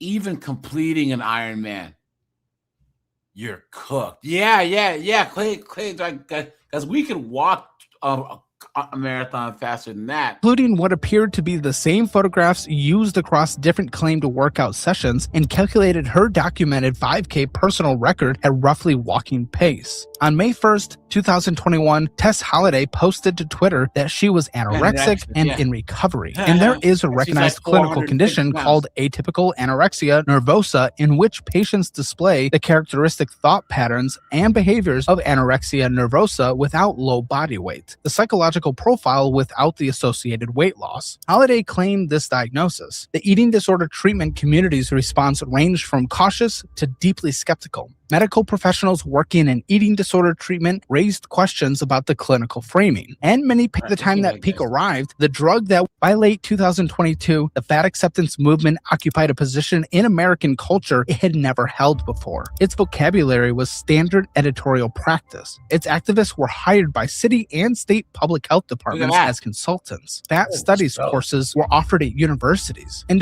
you imagine teaching fat studies? Guys, this is this is an example of the direct downfall of a good society. You know what I'm saying? December 2024, the San Francisco Department of Public Health hired Virgi Tovar, the author of You Have the Right to Remain Fat, as a consultant on weight stigma and weight neutrality. The city paid a fat acceptance activist to advise its public health infrastructure against focusing on... that is a ghastly looking person. Look, and guys, here's the thing about people like this, guys. If you're ugly, guys, like there are people who know they are, so they dress all crazy and wear stupid glasses and be like, "Well, see, the reason why you think that I don't look good is because of my style." It's like, no, you're just ghastly. Look. There's no dude. Voldemort couldn't magic this thing to attractiveness. Wait. Major corporations had incorporated body positivity messaging into marketing budgets worth hundreds of millions of dollars annually. The movement had achieved a level of mainstream institutional presence that its founders in the fat underground never imagined. However, by the time that peak arrived, the drug that would unravel its central premise was already on pharmacy shelves. And once again, guys, you know that your movement's cooked if all it takes is one small thing to just bring the whole house of cards down. You know? Guys, I just hate how with the whole woke thing, it's like there's a big pink elephant in the room and we're just supposed to not say anything. Guys, we know the truth. And this is my favorite thing about now times. Guys, you white guys are not having it. You aren't staying quiet about foolishness anymore. Men in general are not having it. Guys, we will look at something and say, that's dumb, that's stupid, that's moronic, that's idiotic, right? We're moving back to a culture where you can call dumb stuff dumb, you can call biggins, etc. You know?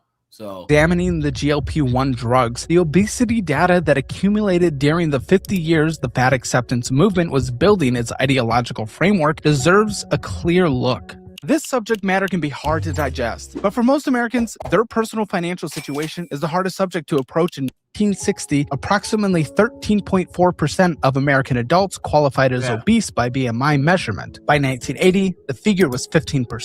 By 1990, it was approaching 23%. And then the trend accelerated. 35.5% in 2000, roughly 34% in 2008, 42.4% in 2017, and 2018. Severe obesity, defined as BMI above 40, affected less than 1% of adults in 1960. By the most recent National Health and Nutrition Examination Survey data, it affects approximately 1 in 10. As of 2021 to 2023, roughly 73% of American adults are either overweight. 73%.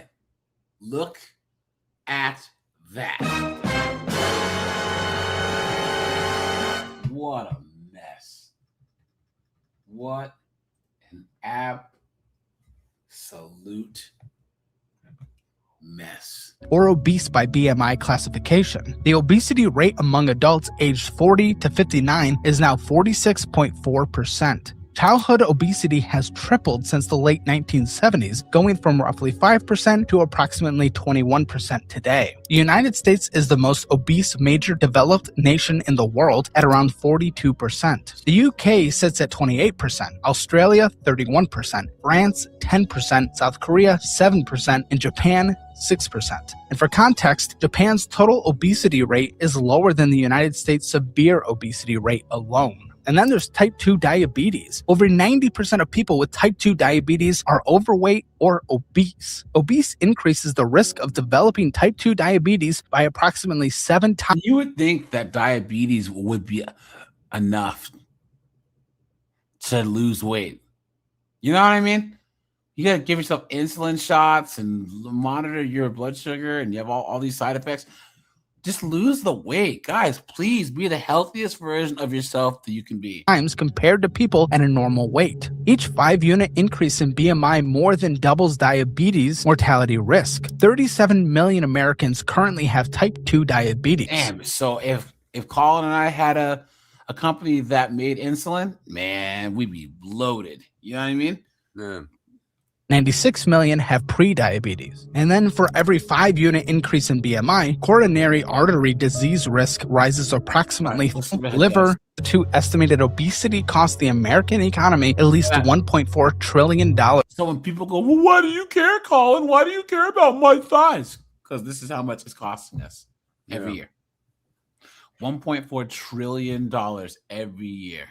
Per year, including $260 billion in direct medical costs and over $400 billion in workplace productivity losses. Obesity roughly doubles an individual's annual medical expenses. Excess weight is the most common medical reason for military recruit disqualification, accounting for approximately 23% of all rejections, a figure that directly affects national defense readiness. The fat acceptance movement's standard response to this body of evidence was not to refute specific studies, but to characterize the entire research enterprise as corrupted by anti-fat bias. If the receptor agonist. Okay, here we go. 2017, the U.S. Food and Drug Administration approved a drug manufactured by the Danish pharmaceutical company Novo Nordisk called Ozempic. Its active ingredient, semaglutide, belongs to a class of medications called GLP-1 receptor agonists. The name refers to glucagon-like peptide 1, a hormone produced in the gut after eating. Ozempic mimics that hormone, slowing gastric emptying and signaling that you're satisfied to the brain. It was approved in 2017 to treat type 2 diabetes, and the weight loss patients experienced on it was initially classified as a secondary benefit rather than the primary purpose. Doctors noticed the weight loss numbers quickly. In 2021, the FDA approved a higher dose version of the same active ingredient, semaglutide, at 2.4 milligrams per week, specifically for chronic weight management. It was sold under the brand new name Wegovy. The clinical trials that supported the approval produced numbers that the obesity medicine field had never seen before from a pharmaceutical intervention. In the Step 1 trial, patients taking semaglutide at the Wegovy dose lost an estimated 14.9% of their starting body weight over 68 weeks, compared to 2.4% in the placebo group. Roughly half of participants achieved at least 15% weight loss. These were not results from a small or poorly designed study. Step 1 enrolled nearly 2,000 adults and ran for more than a year. In 2023, the FDA approved a second drug in the class, tirzepatide. Okay, and then we have this. Okay, Made by Eli Lilly, was sold as Mounjaro for diabetes management and as Zepbound for obesity. Unlike semaglutide, which targets only giving yourself a shot every day. Only with bariatric surgery. In March 2024, the FDA expanded Wegovy's approved injections to include cardiovascular risk reduction. This approval was supported by the SELECT trial, a study of over 17,000 adults with established cardiovascular disease and obesity or overweight. In SELECT, semaglutide reduced the rate of major adverse cardiovascular events like heart attacks, strokes, and cardiovascular deaths by 20%, with event rates of 6.5%. So in other words, guys, you lose weight, you get healthier, right? I mean, just sum all that up. And for a lot of people, guys, the risks, I mean, the rewards outweigh the risks. No pun intended, right? That was actually pretty clever. Yeah.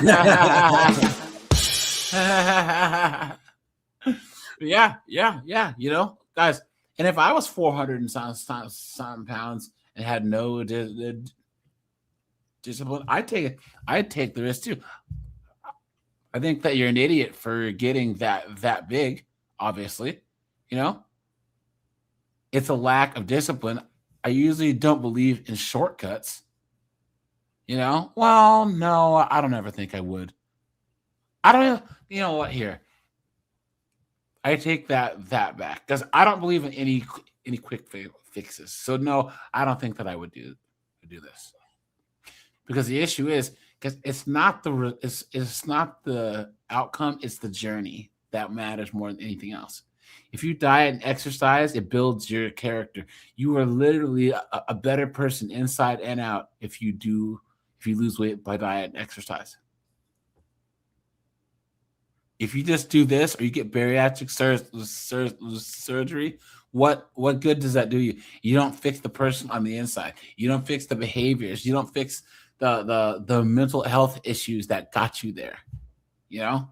So come into territory that had previously required surgery. And the financial transformation of the companies that made these drugs was extraordinary. That money. In 2021, Ozempic did not appear on the list of the 20 best-selling pharmaceutical products in the world. By 2024, it ranked second globally. Novo Nordisk reported a 25% jump in annual revenue to $40.6 billion. Damn. The company announced a $4.1 billion investment in a new U.S. manufacturing. Can you imagine if you had invested in Novo Nordisk back in like 2017, if you actually own a good amount of shares, man, shit. Facility and spent $11 billion acquiring 3 manufacturing plants from a contract manufacturer called Catalent in New Jersey, solely to increase production capacity. Novo Nordisk surpassed a $500 billion market valuation, making it the most profitable company in Europe for a period in 2024. Eli Lilly, the maker of Mounjaro and Zepbound, briefly became the most valuable pharmaceutical company in American history. The combined market value added to both companies in roughly 3 years exceeded the GDP of many mid-sized nations. The cultural diffusion was driven almost entirely by word of mouth and social media, with no coordinated marketing campaign required. Starting in mid-2022, celebrity transformations began circulating online at a pace that made the source obvious to anyone following the conversation. Hollywood's annual award cycle became an informal tracking tool. Weight losses between the 2022 and 2023 seasons, and again between 2023 and 2024, were visible and consistent in ways that generated enormous amounts of commentary. And guys, I don't know if you guys know this, but if you leave the whole body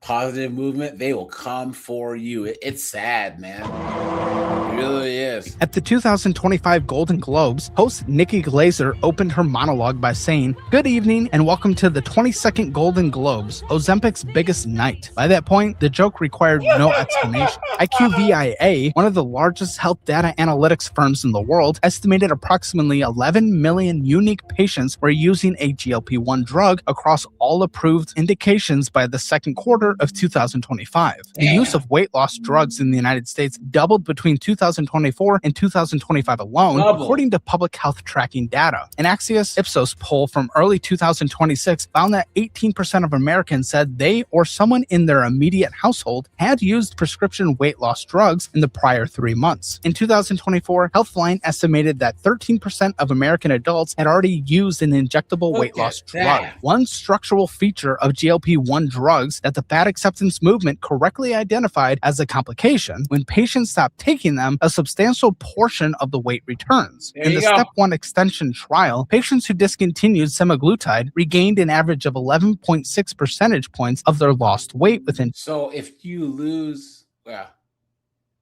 that's crazy. You lose, 20, 30% you gain half. 2 years of stopping, ending up with a net loss of roughly 5.6% from their original baseline. Similar patterns appeared in the tirzepatide withdrawal data from the SURMOUNT-4 trial, where most participants who stopped the drug regained most of what they had lost. The clinical implication that GLP-1 drugs manage obesity in the same way that the antihypertensives manage blood pressure or that insulin manages diabetes continuously for as long as the underlying condition exists. The treatment works. Because imagine the genius of this. You give people this miracle weight loss drug and they have to keep taking it. They have to. You have a customer for life. It's crazy, right? Wow. Sheer genius. While it is being used, stopping the treatment restarts the disease. The pricing structure of these drugs in the United States created a genuine access problem that affected who benefited from them. The list price of Ozempic in the United States runs approximately $936 per month. Wegovy lists roughly at $1,349 per month. In Germany, Wegovy costs about $328 per month. In Japan, Ozempic costs approximately $169. Insurance coverage was inconsistent, particularly in the early years of the drug's popularity. Medicare did not cover GLP-1 drugs for weight management until coverage expansion efforts were underway in 2025 and 2026. For a substantial portion of Americans, access depended on either employer-sponsored insurance that covered the drugs or significant out-of-pocket spending. The gap in access was partially filled by the compounding pharmacy market. During a period of supply shortage, the FDA permitted compounding pharmacies to legally manufacture cheaper semaglutide products for patients who could not access the branded drugs. At compounding pharmacies, patients could access semaglutide for as low as $150 per month. In early 2025, the FDA declared the semaglutide shortage was resolved, which changed the legal basis for compounding. Beginning in early 2026, the FDA escalated enforcement actions against compounders still producing semaglutide products, arguing that the shortage justification had expired. Adoption of branded Wegovy at $1,349 per month or nothing. The most vision of branded products, arguing that the shortage justification had expired. It also issued warning letters to telehealth companies for allegedly misleading marketing claims about compounded GLP-1 products. The effective result was that, and I guaranteed all these doctors got kickbacks too. You know what I'm saying? Millions of Americans who had been managing their weight loss with compounded semaglutide. Milbar says GLP kills your sex drive, messes with your dopamine. Yeah, but a lot of these chicks don't bang their husbands anyways. I mean, let's be honest. Modern women, as much, especially ones in relationships, guys, people think that if you get married to a chick, you're going to have more sex, please. You've been had. You've been took. You've been hoodwinked. Bamboozled. Led astray. Run amok. So half these woke chicks, I mean, they don't plan on having sex with their boyfriends or husbands anyways, right? Right, Colin? Oh, yeah. Yeah, we just did a video about sexless marriages, right? Or talked about the guy who hadn't had sex in 8 years. At $150 per month, suddenly faced the option of branded Wegovy at $1,349 per month or nothing. The most visual casualties of the GLP-1 era were the celebrities and influencers who had built their public identities around body acceptance, and then starting in 2022 and accelerating through 2023 and then 2024, began losing large amounts of weight. Lizzo had been among the most prominent public faces of fat acceptance, multiple Grammy Awards, covers of major magazines, and a public persona built substantially around the idea that she was proud of and comfortable with her body. Take a moment and get some free, easy money. With the time checking in 2023, she began appearing noticeably. Here's the thing, guys. If you look at Lizzo's face, Lizzo's a pretty woman. She is, right? She's just big. If she were to lose, she was about 125, 135 pounds. Like, look at her face compared to, like, for instance, guys,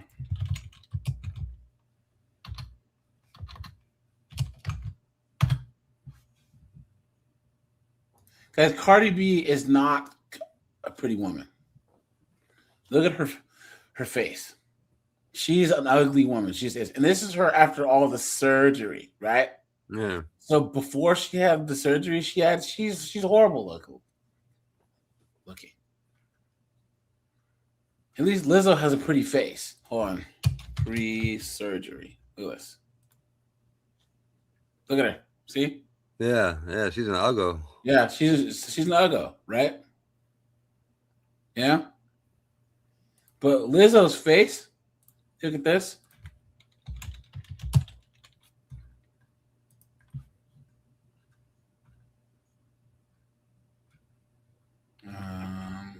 On the right here, Lizzo actually has a pretty face.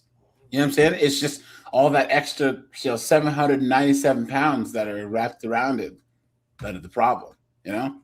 And there's nothing worse than a fat girl with a pretty face because it's a waste of pretty. See right here, she has a pretty face. Yeah. You know? But she's just so heavy. So, and people were real pissed off when she started losing weight. They were pissed. Thinner in public. Her little fans, you know? Appearances and social media posts. Speculation about GLP-1 drug use was immediate and widespread. She initially posted a TikTok video that her fans interpreted as a denial set to a viral audio clip in a way that suggested the allegations were amusing rather than true. In June 2025, during an appearance on Trisha Paytas's podcast, she acknowledged that she had tried. Is this the Wildebeest podcast?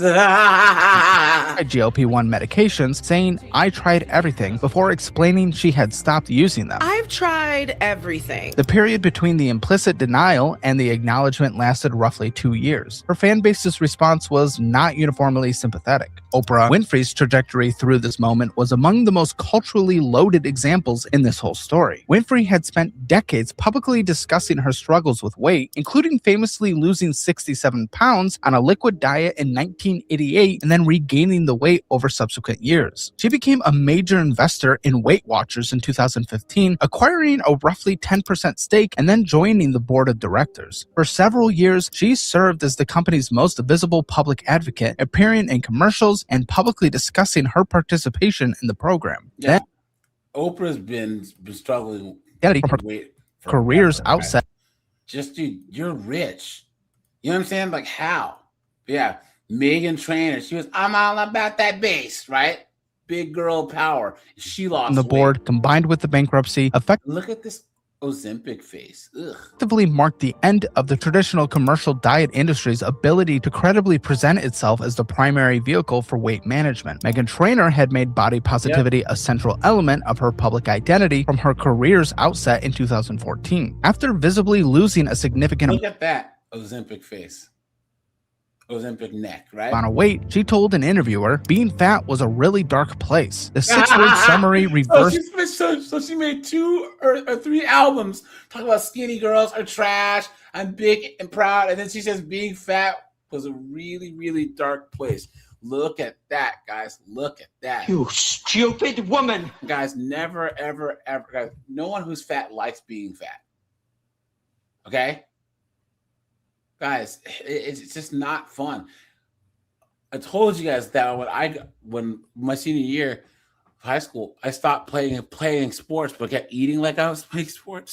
So like when I was 18, 19, I was fat. You know what I'm saying? And then I got in the gym, you know, and got in really, really good shape. So the emotional balance of the previous 10 years of her public messaging. Remy Bader, a plus-size creator with millions of followers who had... Jesus Christ, look at the size of that thing.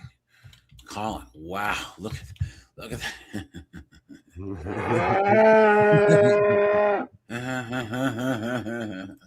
Built a brand around content about navigating fashion as a larger woman, began using GLP-1 medications. Look at that! Look at the difference, guys! This is the same chick. Doesn't she look like her own mother? Right? Yeah. Look. Wow. You see how much the extra weight can aid you? And guys, let alone aid you with your joints and all of that stuff. But guys, look at the difference. Look at this. Because she's not a bad looking chick, but look at when she's skinny. Followers who had built a brand around content about navigating fashion as a larger woman began using GLP-1 medications. Look at how much happier she looks, how much more confident she looks. You know? And was candid about it. The reaction from substantial portions of her audience was that her personal medical decision was a form of betrayal. Some described it as ableist. Others framed it as abandonment of the community. The response illustrated a dynamic that ran through dozens of similar situations across the influencer economy. Within fat acceptance communities, losing weight on a GLP-1 drug was not categorized as a health decision. It was categorized as a political act. The pharmaceutical marketing industry recognized the moment for what it was. Fat acceptance influencers and activists had built large, getting cooked. That's what it was. Engaged audiences among exactly the population most likely to consider GLP-1 drugs. Starting in 2023 and accelerating through 2024, pharmaceutical marketing companies at telehealth platforms began sending paid partnership offers to plus-size creators and I didn't know that. Did you guys know that? Can you imagine if you're some big content creator, and I do mean big. And you get a paid sponsorship from Ozempic saying, "Here, this stuff will not only make you lose weight, but we'll pay you to take it." Who wouldn't? Come on. Fat acceptance advocates. Brigitte Tovar, who wrote "You Have the Right to Remain Fat," posted a photograph of herself holding a handwritten sign reading "I don't want Ozempic" on Instagram after describing receiving multiple such offers. She later wrote that she had been offered as much as $2,000 to promote semaglutide. This is a ghastly looking woman, dude. Straight up. Products. Plus-size Peloton instructor Ash Pryor posted a screenshot of a paid offer she had received and responded with a message that began, "That'll change, guys. How long do you think that this dunderhead's going to stop saying no? I guarantee you the next year or two." And fuck all the way off. Fashion blogger Sarah Chawaya told the reporters she was receiving paid semaglutide promotion offers every single day. Zach Miko, who had become the first plus-size model signed to IMG's agency. A plus-size male model? Guys, come on. Beta! What a joke. Is that not the most beta thing that you've ever heard in your entire life, guys? Come on. Hey, Colin, bro. I'm a plus-size male model, man. This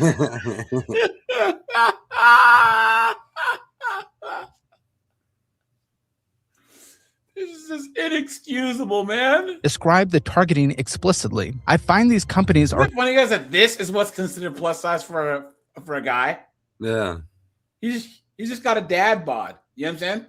Like, what is this? Targeting the people most outspoken about body acceptance in hopes of converting or silencing us. Weight Watchers executed perhaps the most aggressive version of this strategy. The company, which had acquired a telehealth GLP-1 prescription platform called Sequence in 2023, flew a group of social media creators to Los Angeles for an event it branded the GLP-1 House. And creators who had previously built audiences in the body positive space were paid to produce content documenting the experience. Some of those creators lost followers as a direct result. The body acceptance community characterized the event as a calculated effort to co-opt its most visible voices. From a pure marketing standpoint, the company was attempting to use trusted voices, and a skeptical business tracked runway looks across fashion seasons and found that plus-size representation, defined as US size 14 and above, stood at 0.8% of all runway looks in spring-summer 2025 and moved to 0.9% in spring-summer 2026. Across 9,038 looks in the SS 2026 season, approximately 97% were straight size, meaning US size great size. What a joke. 0 to 4. The commitment to inclusivity had produced less than 1% plus size representation at its best. But after GLP-1 drugs normalized medical weight loss, the runway numbers held flat while brands quietly pulled back from plus size marketing campaigns and extended plus size product lines. A January 2026 feature on the plus size influencer economy documented brand deal income collapsing effectively overnight in spring 2024.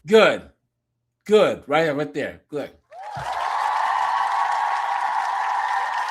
This is funding mediocrity. It's funding people slowly deleting themselves. What a joke. Or with creators who had been reliably partnered with fashion and lifestyle brands reporting. Yes, Milbard, you are correct. Fat men are treated worse than fat women. Guys, I can say, though, that if you are a big guy, guys, please lose weight. But guys, once again, with any guy who has any type of either you're short or you're ugly or I don't know, guys, get really good at something. If you're really good at playing guitar, if you're really good at singing, if you're really good at fighting, if you're really good at playing pool, guys, you can get chicks. You know what I'm saying? If you are so good at something that you can show that you can give status among men in any way, you can get chicks. That's just the way it works, guys. I knew a guy, he had like a gimp arm,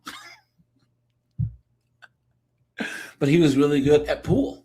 Really good at it, like pool, like billiards, pool. And he would run the table at bars, and then because he was winning, he was so good. His confidence was just through the roof, and he would just smash chicks. It was nuts. In a near simultaneous withdrawal that coincided with the GLP-1 cultural moment reaching its peak. New York's plus-side modeling market, which had seen expanded bookings during the body positivity movement, went from approximately 70 active bookings in 2023 to 23 in early 2024 by one industry account, a 67% drop in under 12 months. Felicity Hayward, a plus-size model who had worked through the period of peak body positivity, described the shift with considerable precision. She pointed to Ozempic arriving at the dividing line, after which inclusivity numbers fell sharply. Model Sky Stanley described a similar pattern of sharply reduced work. Guys, the last two chicks they showed you were quote unquote models. Please. Beginning in 2024, NAFA leadership responded to the GLP-1 era. Tigress?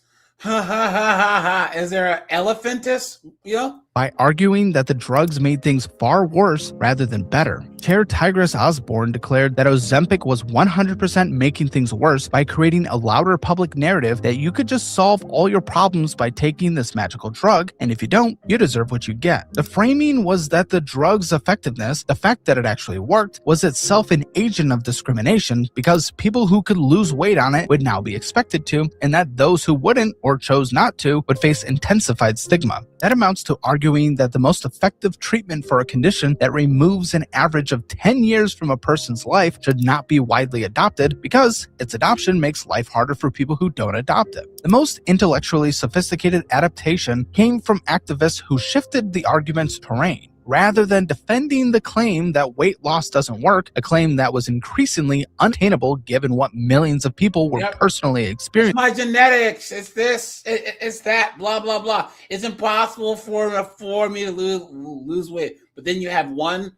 drug, and all of a sudden, it blows their whole narrative to pieces. The new argument focused on whether taking GLP-1 drugs could be considered a free choice in a culture that stigmatized fat people. Virgie Tovar made this case in a 2024 interview, arguing that Who listens to this person?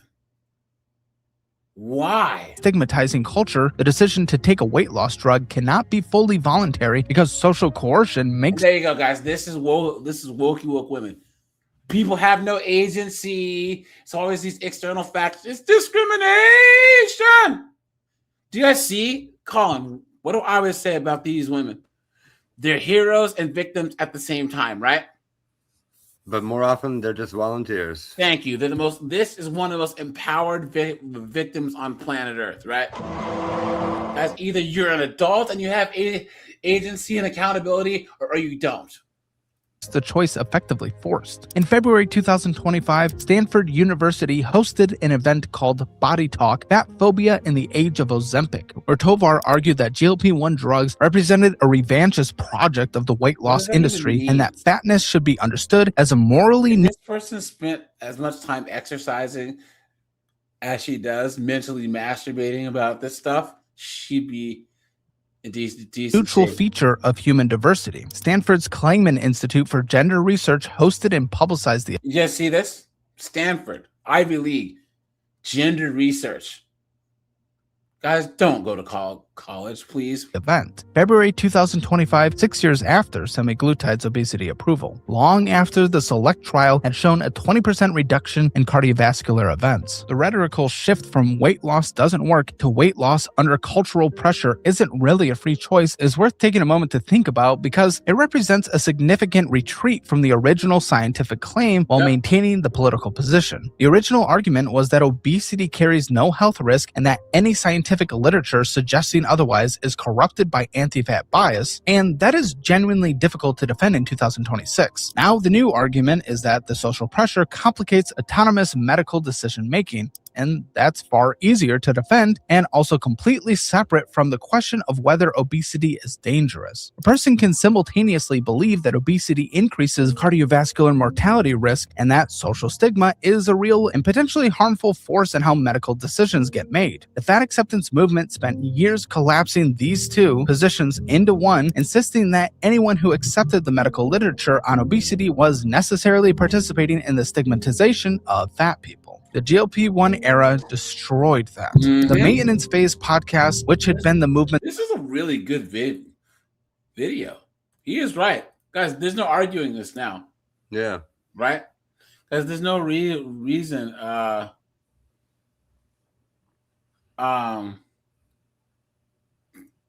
be this large like that. You know what I'm saying? There's no the amount. What? Hold on, guys. Hold on, guys. Give me 1 second.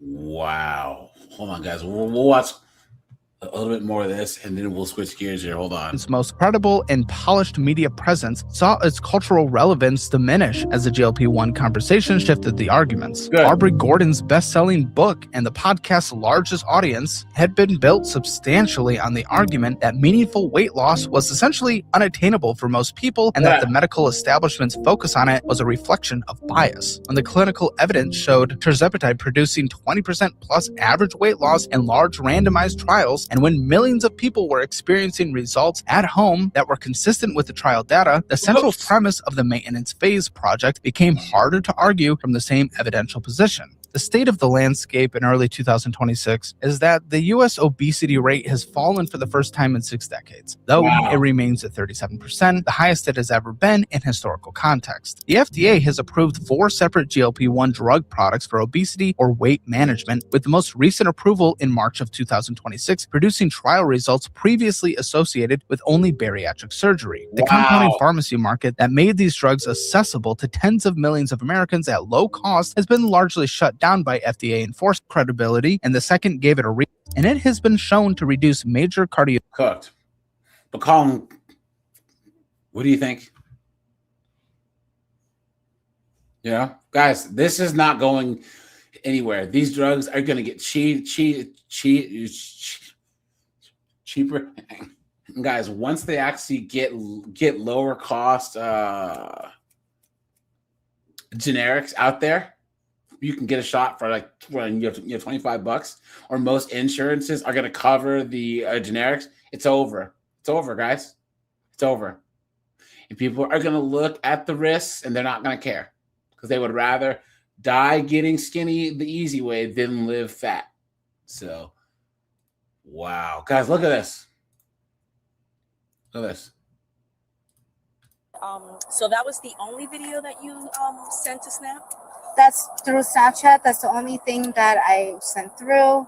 Like I said, just to normalize. Guys, this chick right here got caught making her kids perform nasty acts on each other and sending the videos to people over Snapchat.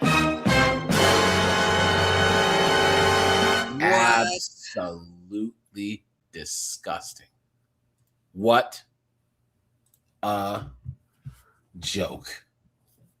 Guys, what a joke. What a joke, guys. These women are absolute demons, man. Demons,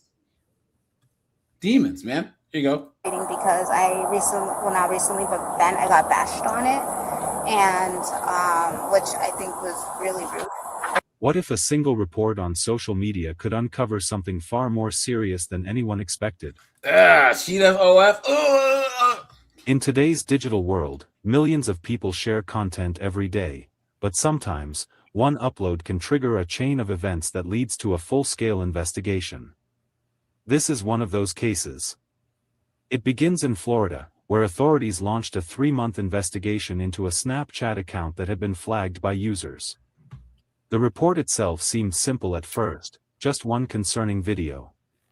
But as investigators looked deeper, questions started to grow. Who was behind the account? And what exactly had been shared? By the time officers traced the account activity back to a residential address, they were confident enough to take the next step, knocking on the door. Hey, Natalie. Yeah. Hi, how you doing? I'm good. Can you shut the car off for a second? Yeah. Okay. Is that your son? Yeah, my son's right here. Okay. You don't put him in the car seat? Well, I'm just moving the car because we're moving. Oh. The lie detector determined that was a lie. Oh, okay. Yeah. Okay, what's your son's name? Okay. Can I talk to you for a second? Yeah. Okay. How old is he? Okay. All right. I wanted to talk to you real quick about your Snapchat. Oops. When was the last time you logged on to that account? That got deleted. That got deleted? Yeah. I wonder why. Snapchat. Snapchat deleted it? Yeah. Okay. What why? What happened? Do you know why? Like what? Somebody reported because I was my son. Okay. Yeah. Okay. Which son? Because my son. Somebody reported because I was my son. Okay. Yeah. Okay. Which son? My youngest. Okay. Okay. Are you working right now? Yeah. Okay. Where do you work at? Surgical hospital. Okay. Alrighty. The email, the Snapchat was deactivated some way, or it was closed by Snap when? Do you remember when? Around? Couple. Like Mayish, maybe? A little before then. Okay. Okay. Alrighty. Well, I do want to make sure that we have in the house real quick because I have a few things to ask you. Okay. Yeah, that's fine. Okay. First, the interaction appeared calm. She seemed confused about why officers were there. But you see at this? first seemed confused. Has been sentenced to 21 life sentences plus 800 years of evil and horrific acts against her children. Wow. 1-year-old and a 3-year-old. She would sell the videos for $5 to $50 on Snapchat. Look at that. Guys, I'm telling you, why even waste the tax dollars? Why? We should charge her family for the ordinance. You know what I'm saying? About why officers were there. But that quickly changed once the topic of the Snapchat account came up. She acknowledged that she used social media platforms, including Twitter, to promote online content. Disgusting. She explained that some of her posts included adult material, but insisted that everything she shared only involved herself.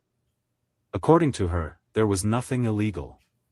She also stated that her children occasionally appeared in completely normal, everyday contexts, something she described as harmless and misunderstood. Yeah, right. But investigators weren't there without reason. They had already received platform data suggesting that a specific video, one that raised serious concerns, had been uploaded from her account. Okay. Just get him out because he's hot, and I don't want him to be getting overheated or anything like that. You posted on Snapchat. It was about you. Yeah. When was that? Around that? What time was that? Disgusting. I mean, I don't know. It's been so long. It's been a while. Okay. Yeah. All right. What other social media accounts do you have? I have Twitter. Okay, what's that one? So I do OnlyFans. Okay. So I promote my OnlyFans and stuff on Twitter. Okay. And then for family, I have another separate Snapchat that's for family and friends. Okay. And then when my JFabby account got shut off, I was just like, okay, I'm not dealing with Snapchat. Okay. With like, I couldn't be a cop, guys. I couldn't. You know, that video of you, was it you were just showing the video on you recorded on your phone and then just kind of just snapped it up to snap with your phone? I was basically showing a statement to normalize breastfeeding. Okay. Yeah. All right. Quick, just real quick, can you give me your first and last name? The that Snapchat account was flagged. Okay. Okay, in reference to pretty much kind of like what you're telling me. You were snapping, sent that video. Is there any other videos? No, Just that one? that's the only one that really involves my just to show them. And yeah, I noticed that because they send out messages on Snapchat saying that this video was flagged, like it needs to be removed, this and that. And then a couple other times, I guess, like I said, promoting or whatever my OnlyFans at other times, this one individual who said he was actually a police officer said that he's going to get me banned and a bunch of other stuff, created probably like 5 to 7 accounts and continuously tried adding me and banning me, and I found about like 4 of his accounts. Okay. And he just kept going and going and going and putting report to get me completely dismissed because I wouldn't give him free content. Okay. Yeah, so I'm also dealing with that, and I had to make sure I removed them. I'm also on, I'm taking a break because about 2 weeks ago in West Palm Beach, I got, and I'm dealing with that case as we're speaking. Okay, that had anything to do with the... As questioning continued, she maintained that only one particular video may have caused confusion, Disgusting. and that it had been taken out of context. At the same time, she revealed something else. She had been dealing with persistent online harassment. According to her, multiple individuals had repeatedly contacted her, requesting inappropriate content. Yeah, right. She claimed she refused those requests. Whoa, whoa, whoa, whoa, whoa, whoa.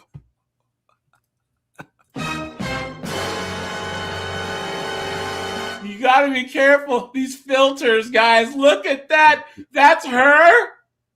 Look.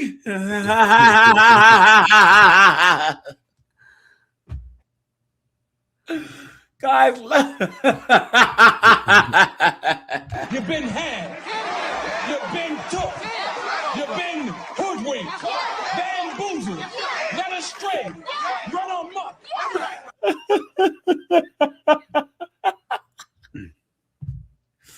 Colin, bro, look at that.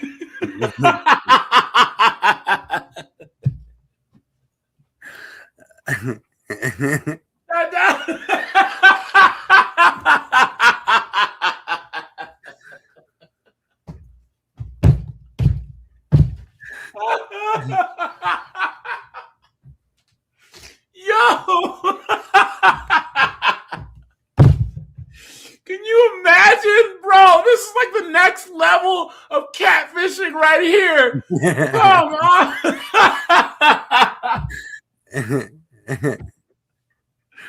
Sister Mary Frances, can you imagine? Can you imagine? Good God. And even blocked several accounts. One person, she said, went as far as creating multiple profiles to report her content and get her banned. It painted a picture of someone dealing with a toxic online environment. But investigators needed more than explanations. They needed clarity. At a certain point, officers formally advised her of her rights before continuing the conversation. Let's see. I want to ask you a little bit more information, but I do want to, because I do have to read your rights, okay? It's something that I have to do no matter what, okay? You can continue to stop. Prosecutors. As the investigation continued, prosecutors built a case I'm a wonderful mom, please. The lie detector determined that was a lie. Based on digital evidence, platform records, and forensic analysis. The charges grew significantly in number and severity. On a different device. I just know he's from Jamaica. Okay. So that video that I'm telling you about was created and uploaded at this house. Because the information that we receive from Snapchat tells us the IP address that is coming from, which when we did our investigation. I got a battery. Can I get your phone and charge it for you? Yeah. 11:26. 11:26. Okay. 11:26. Don't cooperate with me. I'm gonna have to go there and I'm gonna have to ask them about this video. Your voice sounds like your voice. Do you remember somebody ever telling you that to make that video for anything, for any purposes? And Like I said, there's a bunch I of know guys. that you're a good. I know you seem like a wonderful mom. The lie detector determined that was a lie. Okay. But did anybody ever request that of you? And that's how your account was deactivated. Like I said, a bunch of men have always requested stuff like Oh, it's the men's fault. You know what I'm saying? Come on. Yeah. So I mean, guys, I'm not trying to defend perverts at all. You know what I'm saying? But she's the one who produced and disseminated this content. This is the same thing that, guys. So for all you guys who don't know, I have a third channel, guys. That's my It's Predator channel, guys. Go over here. I have a whole lot of content over here.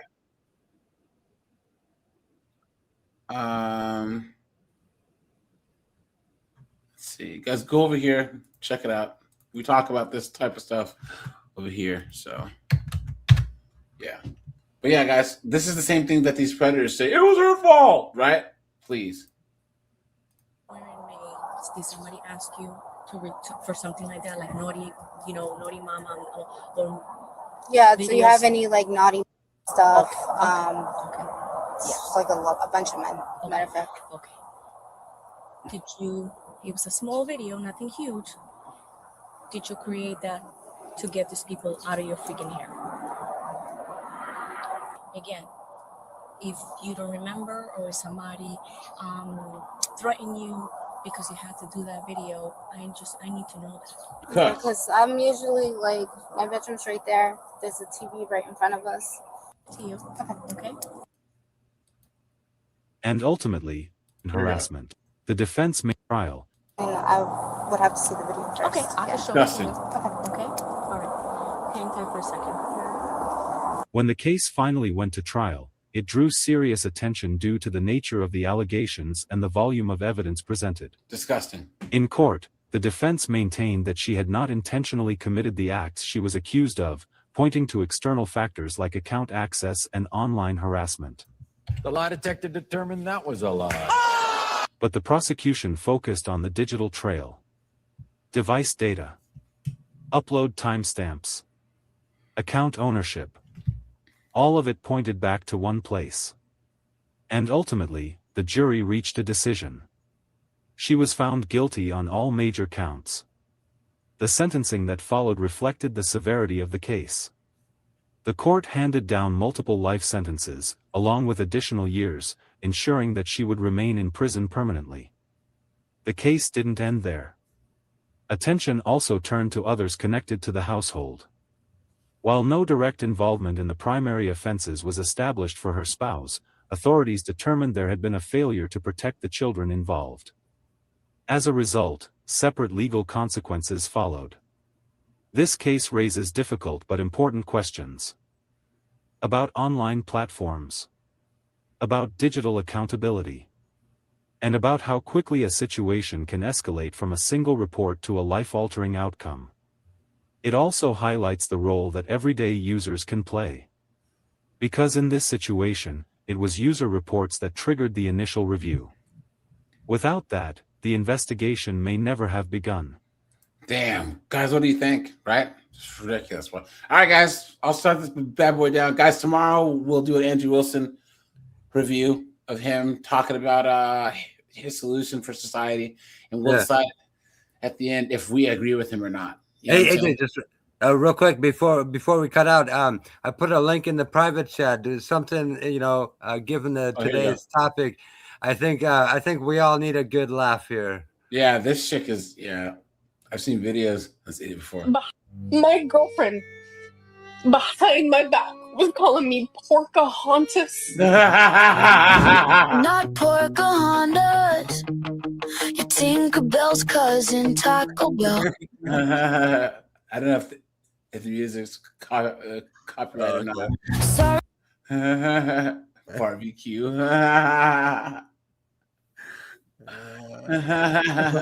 Pizzas. Down with the cream and donut. Damn, that's messed up. Because you'd probably eat that too. Guys, man, this is why I actually think that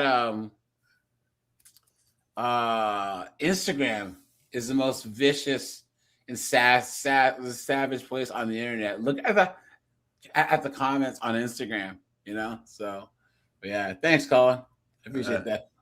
I'll drop this in the Discord for all you guys who are watching. So, All right, cool. Thanks, guys.